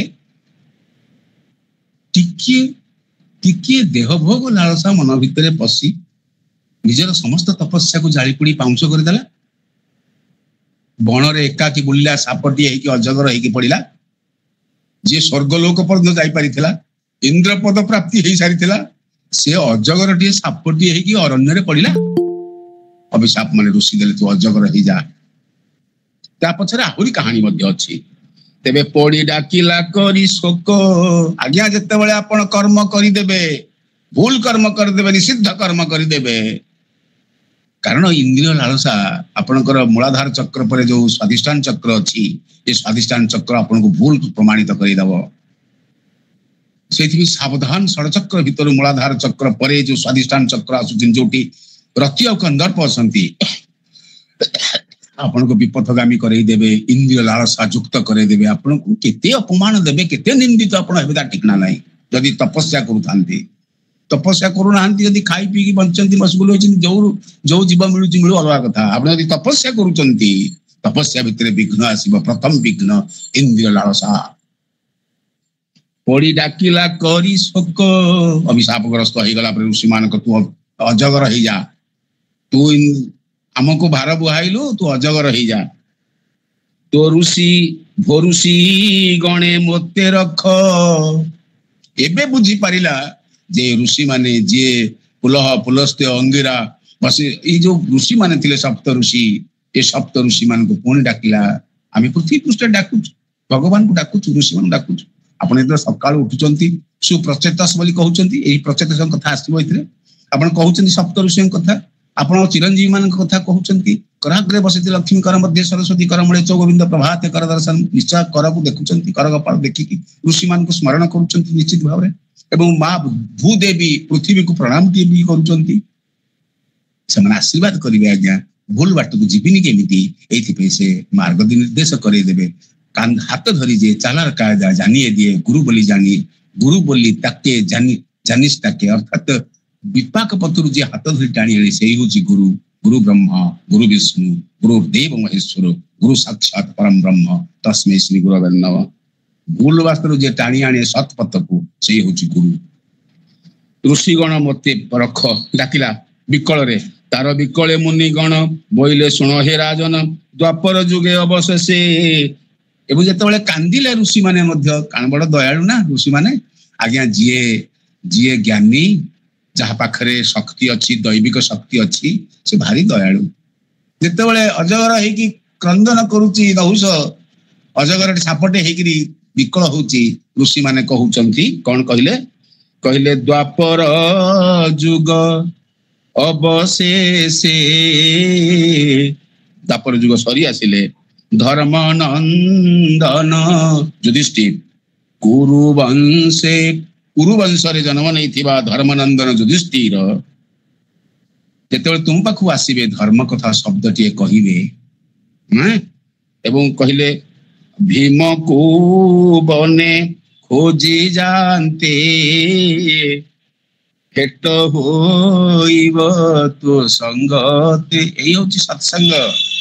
ନହୁଷ ରାଜାଙ୍କୁ ଋଷି ମାନେ ସପ୍ତ ଋଷି କହୁଛନ୍ତି ହେ ରାଜନ ହେ ଅଜଗର ଯେତେବେଳେ ତୁ କାନ୍ଦୁଛୁ ତତେ କ୍ଷମା ମିଳିବନି କିନ୍ତୁ ଏଇ ହଉଛି ଯେତେବେଳେ ଧର୍ମରାଜଙ୍କୁ ତୁ ଦର୍ଶନ କରିବୁ ସତ୍ସଙ୍ଗରେ ପଣ୍ଡିତ ବର୍ଗଙ୍କୁ ଦର୍ଶନ କରିବୁ ଧର୍ମରାଜ ଯୁଧିଷ୍ଠିରଙ୍କୁ ଦର୍ଶନ କରିବୁ କାରଣ ଜଙ୍ଗଲକୁ ଆସିଥିବ ଭୀମ କୌଣସି କାର୍ଯ୍ୟରେ ସେ ଭୀମକୁ ଯେତେବେଳେ ତୁ ବାନ୍ଧିକି ରଖିବୁ ଯୁଧିଷ୍ଠିର ଖୋଜି ଖୋଜିକି ଆସିବେ ଖୋଜି ଖୋଜିକି ଆସିଲେ ଦେଖିବେ ବନ୍ଧା ପଡିଛି ଆଉ ସେତିକି ବେଳେ ତୋ ସହିତ ଆଳାପ ଆଲୋଚନା ହବ ସେ ଆଳାପ ଆଲୋଚନା ହେଲା ବେଳେ ତୁ ମୁଖ୍ୟ ହବୁ ହେ ନହୁଷ ତୁ ଅଜଗରରୁ ସାପ ଜନ୍ମରୁ ମୁକ୍ତି ପାଇବୁ ଆଉ ଭୀମକୁ ବାନ୍ଧିଥିବୁ ତୁହି ସେ ପୁଣି ତୋର ପାଶେ ଯାଇ ଧର୍ମ କହିବେ ତୋତେ ଯେବେ ଆଉ ନିସ୍ତାର ତୋର ହେବ ତେବେ। ଯେତେବେଳେ ଆପଣ ଭାଗବତ କଥା ଶୁଣିବେ ଧର୍ମ ବାକ୍ୟ ହଉଛି ଭାଗବତ କଥା ଯେତେବେଳେ ଆପଣ ଶୁଣିବେ କିଏ କହୁଛନ୍ତି ଯୁଧିଷ୍ଠିର ଯେତେବେଳେ ତୁମକୁ କହିବେ ହେ ରାଜନ ନହୁଷ ଯେତେବେଳେ କଥା ତୁମେ କାନରେ ଶୁଣିବ ଆଉ ଆଖିରେ ଦେଖିବ କାହାକୁ ନା ଯୁଧିଷ୍ଠିରଙ୍କୁ ଧର୍ମନନ୍ଦନକୁ ସେତିକି ବେଳେ ତୁମେ ଏଇ ସାପରୁ ମୁକ୍ତି ପାଇବ। ତାର ପ୍ରଶ୍ନ ଆସୁଛି ସର୍ପଜନୀକୁ କିଏ ପାଇଥିଲେ ମୋକ୍ଷ କିପରି ହେଲେ ସେ ମୁନି ଗଲେ ଦୟା ବହି ସେ ପୁଣି ଯୁଧିଷ୍ଠିର ତୁଲେ ଧର୍ମ ବିଚାର କରିଗଲେ ସର୍ପ ଜନିରୁ ମୋକ୍ଷ ହୋଇ ନିଜ ମନ୍ଦିରେ ମିଳେ ଯାଇ ଭୁଲ କଲେ ସାପ ଜନ୍ମ ପାଇଲେ କଣ ହେଇଥିଲେ ମଣିଷ ହେଇଥିଲେ କୋଉ ପଦ ପାଉଥିଲେ ଇନ୍ଦ୍ର ପଦ ପାଇଥିଲେ ଭୁଲ କଲେ କୋଉଠିକି ଆସିଲେ ଇତର ଜନିକି ଆସିଲେ ସାପ ହେଇଗଲେ କିଏ ରାଜା ନହୁଷ ଆମେ ତ ଛାର ଆଜ୍ଞା ରାଜା ନହୁଷ ଏଭଳି କୁପରିଣତି ଯୁକ୍ତ ହେଇଯାଇଥିଲେ ସେ କଥା ଯତି ସ୍ମରି ମନେ ଯତି ଅର୍ଥାତ ନହୁଷଙ୍କର ପୁଅ ବଡ ପୁଅ ଯତି ଏହାକୁ ଭାବିକିରି ସ୍ମରି ମନେ ନବସେ ନୃପତି ଆସନେ କହିଲେ ରାଜା ହେବି ନାହିଁ କଣ ହେବି ବଣକୁ ପଳେଇବି ତପସ୍ୟା କରିବି ଭଗବାନଙ୍କ ଗୋବିନ୍ଦ ଗୋବିନ୍ଦ ଗୋବିନ୍ଦ ପଦୁଙ୍ଗଳୁଛି ମକରନ୍ଦ ସେଇଠିକି ଯିବି ହେରି ଆଉ ଯଜାତି ଭାତୃଗଣ ତୁଲେ ତାଙ୍କ ଦ୍ୱିତୀୟ ପୁଅଟି ହଉଛନ୍ତି ଯଜାତି ଭାଇମାନଙ୍କ ସହିତରେ ରାଜା ହୋଇଲା ପିତୃ ବୋଲେ ବାପା ନହୁଷ କହିଲେ ରେ ପୁତ୍ର ଯଜାତି ତୁ ରାଜା ହୋ ସବୁ ଯାକ ଭାଇ ରାଜପଣ କର ଆଉ ସକଳ ରାଜ୍ୟ ହୋଇ ରାଜା ପାଠ କରିଦେଲେ ଶଶାଗରା ଧରା ଏଣ୍ଟାର ପୃଥିବୀ ଏଣ୍ଟାର ଅର୍ଥାତ ସାତ ସମୁଦ୍ର ସାତ ଦ୍ୱୀପ ସବୁ ଯାକ ବାଣ୍ଟିକି ସମସ୍ତେ ରାଜପଣ କଲେ ସକଳ ରାଜ୍ୟ ହୋଇ ରାଜା ଧର୍ମେ ପାଳିଲେ ଜନ ପ୍ରଜା ଗୋଟିଏ ଶବ୍ଦ କିଭଳି ପ୍ରଜା ପାଳନ କରାଯାଏ ଧର୍ମରେ ଯିଏ ପ୍ରଜା ପାଳନ କରେ ତାହାର ପାପ ହୁଏ ନାହିଁ ଏଥିପାଇଁ କୁହାଯାଇଛି କାବ୍ୟ ଦୁହିତା ଏଠି କୁହାହେଲା ଧର୍ମେ ପାଳିଲା ଜନ ପ୍ରଜା ସେମାନେ କିଏ ନା ଯତିଙ୍କ ବ୍ୟତୀତ କିଏ ନା ଯଜାତି ଯତିଙ୍କ ପରେ ଯଜାତି ସଂଜାତି ଆୟତି ବିୟତି ଆଉ କୃତି ଏମାନେ ଧର୍ମ ଦ୍ୱାରା ପରିଚାଳିତ ହେଇକିରି ରାଜ୍ୟ ଶାସନ କଲେ ଏଇଠୁ ଆରମ୍ଭ ହଉଛି ଆଉ ଗୋଟିଏ ପ୍ରସଙ୍ଗ କାବ୍ୟ ଦୁହିତା ଦେବ ଜାନି କାବ୍ୟ କହିଲେ କିଏ ଗୋଟେ ପ୍ରଶ୍ନ ଆସିଲା କାବ୍ୟ କାହାକୁ କହନ୍ତି କାହାଙ୍କ ନାଁଟା ହଉଛି କାବ୍ୟ ବୋଲି କୁହାହେଇଛି କାବ୍ୟ ଦୁହିତା ଦେବ ଜାନି ଶର୍ମିଷ୍ଠା ବୃଷ ପର୍ବାୟାଣୀ ବୃଷ ପର୍ବାର ଝିଅକୁ ବୃଷ ପର୍ବା ୟଣିଆ ବୋଲି କୁହାଯାଇଛି ବୃଷ ପର୍ବା ୟଣୀ ବୋଲି କୁହାଯାଇଛି ଇଏ ହଉଛି ବୃଷ ପର୍ବାଙ୍କର ଝିଅ ବା ବୃଷ ପର୍ବା ୟଣୀ ଅର୍ଥାତ ଶର୍ମିଷ୍ଠା ଏଇଠି ଗୋଟିଏ ହେଇଛି କାବ୍ୟ ଦୁହିତା କାବ୍ୟ ଏଠି ହଉଛନ୍ତି ଶୁକ୍ରାଚାର୍ଯ୍ୟଙ୍କର କାବ୍ୟ ଶବ୍ଦ ଯୋଉଠି ପଡିବ କାବ୍ୟ କହିଲେ ପୋଏଟ୍ରି ନୁହେଁ କାବ୍ୟ କହିଲେ ବୈଦିକ ଶାସ୍ତ୍ରରେ ଭାଗବତୀୟ ବୃତ୍ତରେ କାବ୍ୟ କହିଲେ ଶୁକ୍ରାଚାର୍ଯ୍ୟଙ୍କୁ ବୁଝାଯାଏ କାହିଁକି ଆମେ ସେ କଥା ମଧ୍ୟ ବୁଝି ଦେଇଥିବା। ଗୋଟିଏ ଶ୍ଲୋକ ଅଛି ଭଗବତ ଗୀତାରେ, ଗୋଟିଏ ଶ୍ଲୋକ ଅଛି, ସେ ଶ୍ଲୋକଟି ହଉଛି ବିଶେଷ ଭାବରେ ବୃଷିଣାଂ ବାସୁଦେବସ୍ମି ପାଣ୍ଡବାନାଂ ଧନଞ୍ଜୟ ମୁନିନାମ ପ୍ୟହମ୍ ବ୍ୟାସଃ କବିନାଂ ମୂଷନା କବି। କବି କିଏ? ମୂଷନାଂ କବି ଏଠି କୁହା ହେଇଛି। ଅର୍ଥାତ ଇଏ ହଉଛି ସେହି କାବ୍ୟ। ଶୁକ୍ରାଚାର୍ଯ୍ୟ ମୂଷନାଂ ପରେ ଶୁକ୍ରାଚାର୍ଯ୍ୟଙ୍କୁ ବୁଝାଯାଏ କାବ୍ୟ। ଅର୍ଥାତ କବି କିଏ? ନା ଶୁକ୍ରାଚାର୍ଯ୍ୟ। ଆଜ୍ଞା ଦୈତ୍ୟ ମାନଙ୍କର ଗୁରୁ ଭଗବାନ କହୁଛନ୍ତି ମୁଁ କବି ମାନଙ୍କ ମଧ୍ୟରେ ହେବି ଶୁକ୍ରାଚାର୍ଯ୍ୟ। କେଉଁ? ଏଇଥିପାଇଁ ଯେ ତାଙ୍କ ପାଖରେ ମୃତ୍ୟୁ ସଞ୍ଜୀବନୀ ମନ୍ତ୍ର ଥିଲା। ଯିଏ ଜଗତର ମଙ୍ଗଳ କରିବା ପାଇଁ, ସମସ୍ତଙ୍କର ଜୀବ ମଙ୍ଗଳ କରିବା ପାଇଁ ମୃତ୍ୟୁ ସଞ୍ଜୀବନୀ ବ୍ରତକୁ ଆନୟନ କରିଥିଲା, ସେ ହଉଛନ୍ତି ଶୁକ୍ରାଚାର୍ଯ୍ୟ। ଏଇଥିପାଇଁ ଭଗବାନ କହିଲେ ସିଏ ଦେବତାଙ୍କର ମୁଁ କେବଳ ନୁହଁ, ମୁଁ ଅସୁର କୁଳର ମଧ୍ୟ ଯିଏ ହଉଛନ୍ତି ଗୁରୁ, ମୁଁ ଶୁକ୍ରାଚାର୍ଯ୍ୟ। କାବ୍ୟ ଯିଏ ଶୁକ୍ରାଚାର୍ଯ୍ୟ, ତାଙ୍କର ମୁଁ ହଉଛି ସେଇ ଶୁକ୍ରାଚାର୍ଯ୍ୟ ସ୍ୱୟଂ। ଏବଂ ଯିଏ ଜଗତ ମଙ୍ଗଳ କାମରେ ଲାଗେ ସେ ହଉଛି ସାହିତ୍ୟିକ। ଯୋଉ କବି ବନ୍ଧୁ ପରିବାର, ଏ କବି ବନ୍ଧୁ ପରିବାର କହିଲେ ସମସ୍ତଙ୍କର ମଙ୍ଗଳ କାମନା ଯାଚନା ଯେ କରେ କାବ୍ୟ, ଅର୍ଥାତ ଶୁକ୍ରାଚାର୍ଯ୍ୟ। ଇଏ ଜଗତ ମଙ୍ଗଳ କାମନା ସେଇଥିପାଇଁ କରିଥାଏ। କାବ୍ୟ ଦୁହିତା ଦେବଯାନୀ। ଗୋଟିଏ ପ୍ରସଙ୍ଗ ଆସୁଛି। ଆଉ ଶର୍ମିଷ୍ଠା ବୃଷ ପର୍ବାୟଣୀ, ଏଇଠି ଆମର ପ୍ରସଙ୍ଗ ଆସୁଛି ଗୋଟେ କାହାଣୀ ଆପଣମାନେ ଶୁଣିଛନ୍ତି ସମ୍ପର୍କରେ। ନନ୍ଦକିଶୋର ବଳ ମଧ୍ୟ ଶର୍ମିଷ୍ଠା କାବ୍ୟ ଲେଖିଛନ୍ତି। ପାଲାରେ ବିଶିଷ୍ଟ ପାଲା ଗାୟକ ମାନେ ମଧ୍ୟ ଏଇ ବିଷୟବସ୍ତୁକୁ ଚୟନ କରନ୍ତି, ପାଲାରେ ମଧ୍ୟ ପରିବେଷଣ କରନ୍ତି। ଆଉ ଏଇ କାହାଣୀ ମଧ୍ୟ ପ୍ରାୟତଃ ଆମର ଅଛି। ଆମେ ଟିକେ ଆଉ ଡିଟେଲ ଶୁଣିବା। ଶର୍ମିଷ୍ଠା ହଉଛନ୍ତି ବୃଷପର୍ବାଙ୍କର ଝିଅ, ତାଙ୍କ ନାଁ ବୃଷପର୍ବାୟଣୀ। ଏବଂ ଦେବଯାନୀ ହଉଛନ୍ତି ଶୁକ୍ରାଚାର୍ଯ୍ୟଙ୍କର ଝିଅ। ଆଉ ଯଜାତି ବରି ବରପଣେ, ଯଜାତିଙ୍କୁ ବରପଣରେ ବରିଲେ ବିବାହ କଲେ ଶୁଭକ୍ଷଣେ। ଏମନ୍ତେ ସୁଖ ବାକ୍ୟ ଶୁଣି ବୋଲେ ପରୀକ୍ଷ ନୃପମଣି। ରାଜା ପଚାରୁଛନ୍ତି ପରୀକ୍ଷିତ, ପରୀକ୍ଷିତ ମହାରାଜ ଶୁଣୁଛନ୍ତି।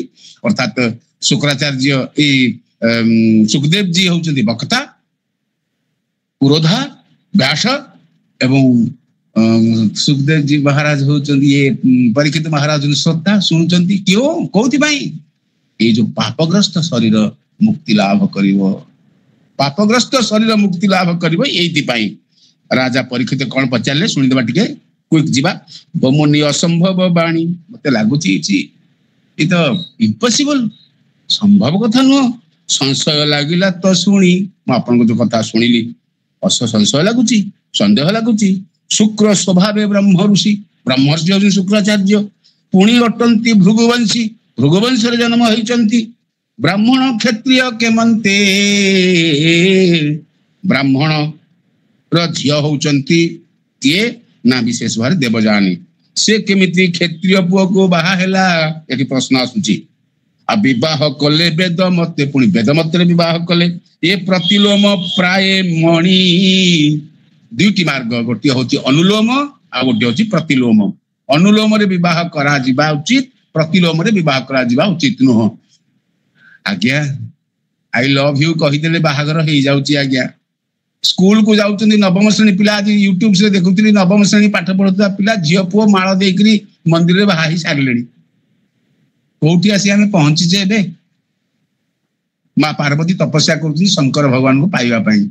ଆୟରେ କପାଳ, ଆମେ ପ୍ରତିଲୋମରେ ଅଛୁ। ସନ୍ତାନଟି କେମିତି ହବ? ସନ୍ତାନଟି ପ୍ରତିଲୋମ ଯୁକ୍ତ ହବ। ଆମେ କେମିତି ହବୁ? ପ୍ରତିଲୋମ ହବୁ। ମୁଁ ଯେତେବେଳେ ବାପା ହେବି, ବୋଉ ହେବି, ମୋ ଧର୍ମପତ୍ନୀ ବୋଉ ହବ, ମୁଁ ବାପା ହେବି। ମୁଁ ଯୋଉ ଅପରାଧ କରିବି, ପ୍ରତିଲୋମରେ ରହିବି, ମୋ ସନ୍ତାନ କେମିତି ହେବେ? ଦୁଃଖ କରିବାରେ କିଛି ନାହିଁ। ସେ 2-4 ଗୋଇଠା ପକେଇକି ଯିବ, ଆମେରିକାରେ ରହିବ, ଲଣ୍ଡନ ରହିବ, ମତେ ଭାତ ମୁଠାଏ ଖାଇବାକୁ ମିଳିବନି। ଦୁଃଖ କରିବାରେ କିଛି ନାହିଁ ଆଜ୍ଞା। ଇଏ ଇଲାଜ କିଆ, ଇଏ ହଉଛି କଲା କର୍ମ, କୃପା କରିକିରି ପାଇବା। ଆମେ କରିଛୁ ପାଇବୁ। କଳି ଯୁଗରେ ଏଭଳି ସଂସ୍କାର ଆଉ ନାହିଁ, ବର୍ଣ୍ଣାଶ୍ରମ ସଂସ୍କାର ଆଉ ନାହିଁ।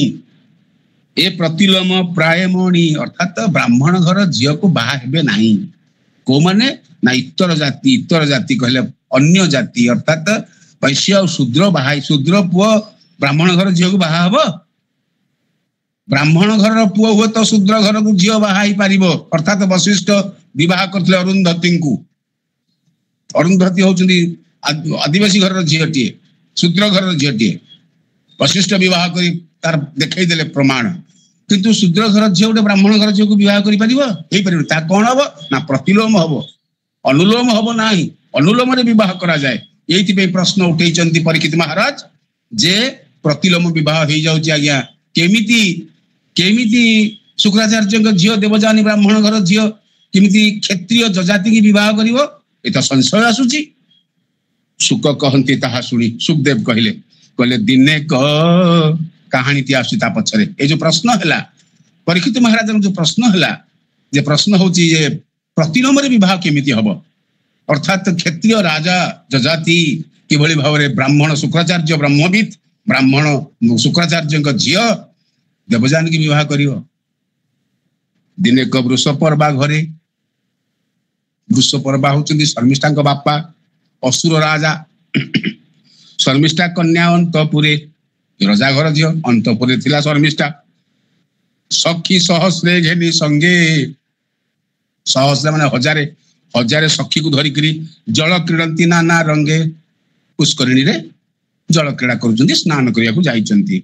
स्वभावे निदा घर काल खरा वर्षा बैशाख काल गुरु दुहिता संग मेल एवं गुरु शुक्राचार्य झील देवजानी मध्य आसी स्नान करिया पोखरी को कृत्रिम वन मध्य मिले आउ पुष्पित तुम शीत जले कृत्रिम वन मध्य मिले से बण को आसीचंती से बण रे पुष्करिणी कृत्रिम होची से बण आ पुष्पित द्रुम शीत जले अर्थात पानी मध्य ठंडा एवं द्रुम कहले गछ अछि पुष्पित गछरे फूल फुटिची आउ कल्हार पद्म पुष्प गंधे भ्रमर गण मकरंदे बड़ा आमोददायक परिवेश फूल फुटिची कल्हार फुटिची कई फूल फुटिची पद्म फूल फुटिची पद्म गंध गंध सुगंधित होची परिवेश आउ भ्रमर माने मध्य मकरंद पान करिया भी गुण गुण नाद करूचंती पुष्पर गंधे वायु परे शीतल लागई शरीर आनंद लागुची देह को शरीर को आउ से जले पसी सर्वकन्या स्वभावे कमल लोचना आखिटा तंकर कमल लोचन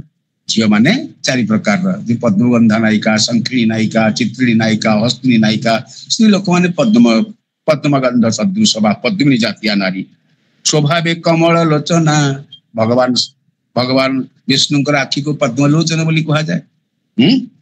माँ तो पढ़ुले जो श्लोकटी पाठ करुले राम लक्ष्मण पूर्वज रघुवरम सीतापति सुंदरम काकुस्तम करुणाकर गुणनिधि विप्र प्रिय धार्मिकम राजेन्द्रम सत्यसंधम दशरथ तनयम श्यामलम शांतमूर्ति वंदे लोकाभिराम रघुकुल तिलक राघव रावणादि जो राघव पद्मलोचन बोली कहा स्वभावे कमल लोचना वस्त्र पालटी ह्रद कूले से जो पोखरी ह्रदटी वस्त्र पालटी देइचंती वस्त्र थोई देइचंती को वस्त्र पाट पीतांबरी पिंधिथिबे गाधेगा वस्त्र अलगा एवं पाट पीतांबरी थोइचंती ड्रेस सब बढ़िया बढ़िया कॉस्टली ड्रेस सब थोई देइचंती आ झांसी झांसी पसिले शीत जले शीतल जल खरा दिन शीतल जल रे लंफ देइकरी झांसी झांसी अर्थात डेइकरी ता भितरे पहरिले आ क्रीडंती ए जले नाना रंगे विभिन्न प्रकार रे गोड़ बाड़ीकरी छाटिकरी हाथ बाड़ीकरी छाटिकरी से माने जल रे पहरुचंती आपण मते पोखरी रे आज काली आ पोखरी अछि आज्ञा बड़ बड़ पोखरी अछि आमे तो दिढाळे पानी हेले पानी कोळरू बाहर पड़े चिंची हेकरी गाधवा शेष हो गला स्नान मंत्र स्नान हो गला आज्ञा किंतु से माने वृषपर्वार कन्या शर्मिष्ठा एवं शुक्राचार्य कन्या एवं तांको सहित देवजानी एवं तांको सहित आस्था सखी माने समस्ते पोखरी शीतल जल रे बड़ सुंदर भाव रे गोड़ हाथ छाटी छुटी करी गाधौचंती जल सिंचंती अंगु अंगे पुणी कौन करूना पानी छिंचा छिंची होचंती अर्थात क्रीड़ा जल क्रीड़ा करूचंती एमंते उमा महेश्वर जेमिति उमांक सहित महेश्वर शिव शंकर आरोही वृषभ ऊपर एई समय कोन एमंते एई समय उमा महेश्वर आरोही वृषभ ऊपर बन्ने चलंते तांकु देखी बेगे उठिले शशिमुखी सकळे उठी तार तुले अर्थात एठी प्रसंगटी होची जेते बेले कौन लोक आसीचंती एमाने पानी रो उठी आछंती सकळे उठी तार तुले संभ्रमे बसन पिंधिले संभ्रमतार सहित तेते नदी कूल ह्रद कूल को बा पोखरी कूल के पळे आछंती कोहाजी शंकर महेश्वर आछंती बोले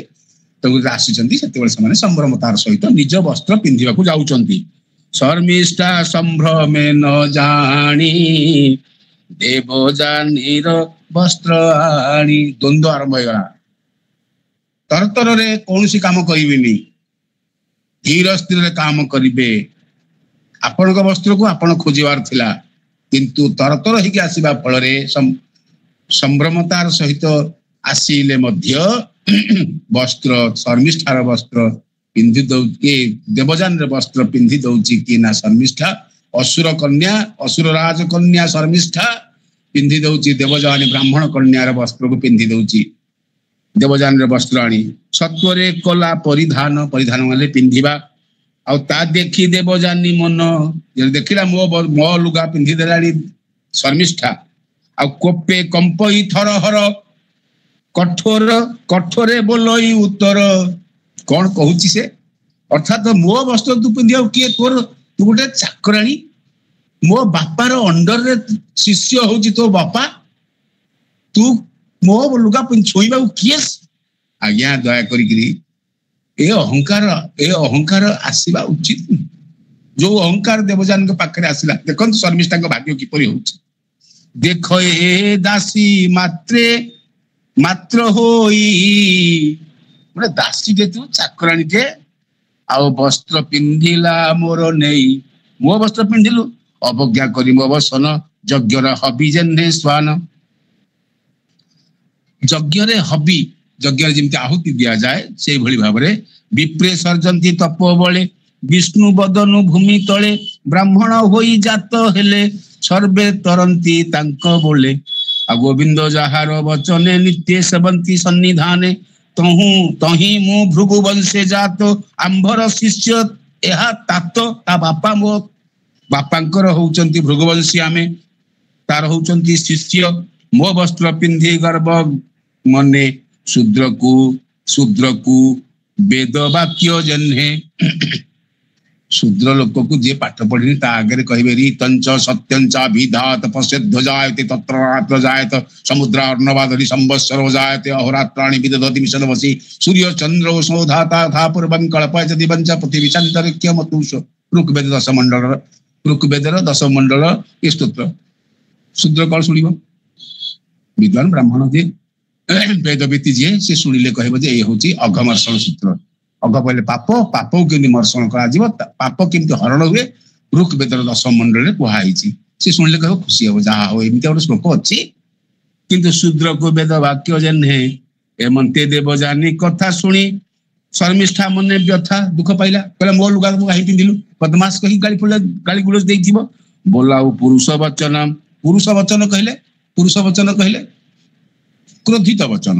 ପୁରୁଷ ବଚନ ଦେଖିଲେ ଆଜ୍ଞା, ମା ମାନଙ୍କର ବଚନ ହଉଛି ଭକ୍ତିର ବଚନ।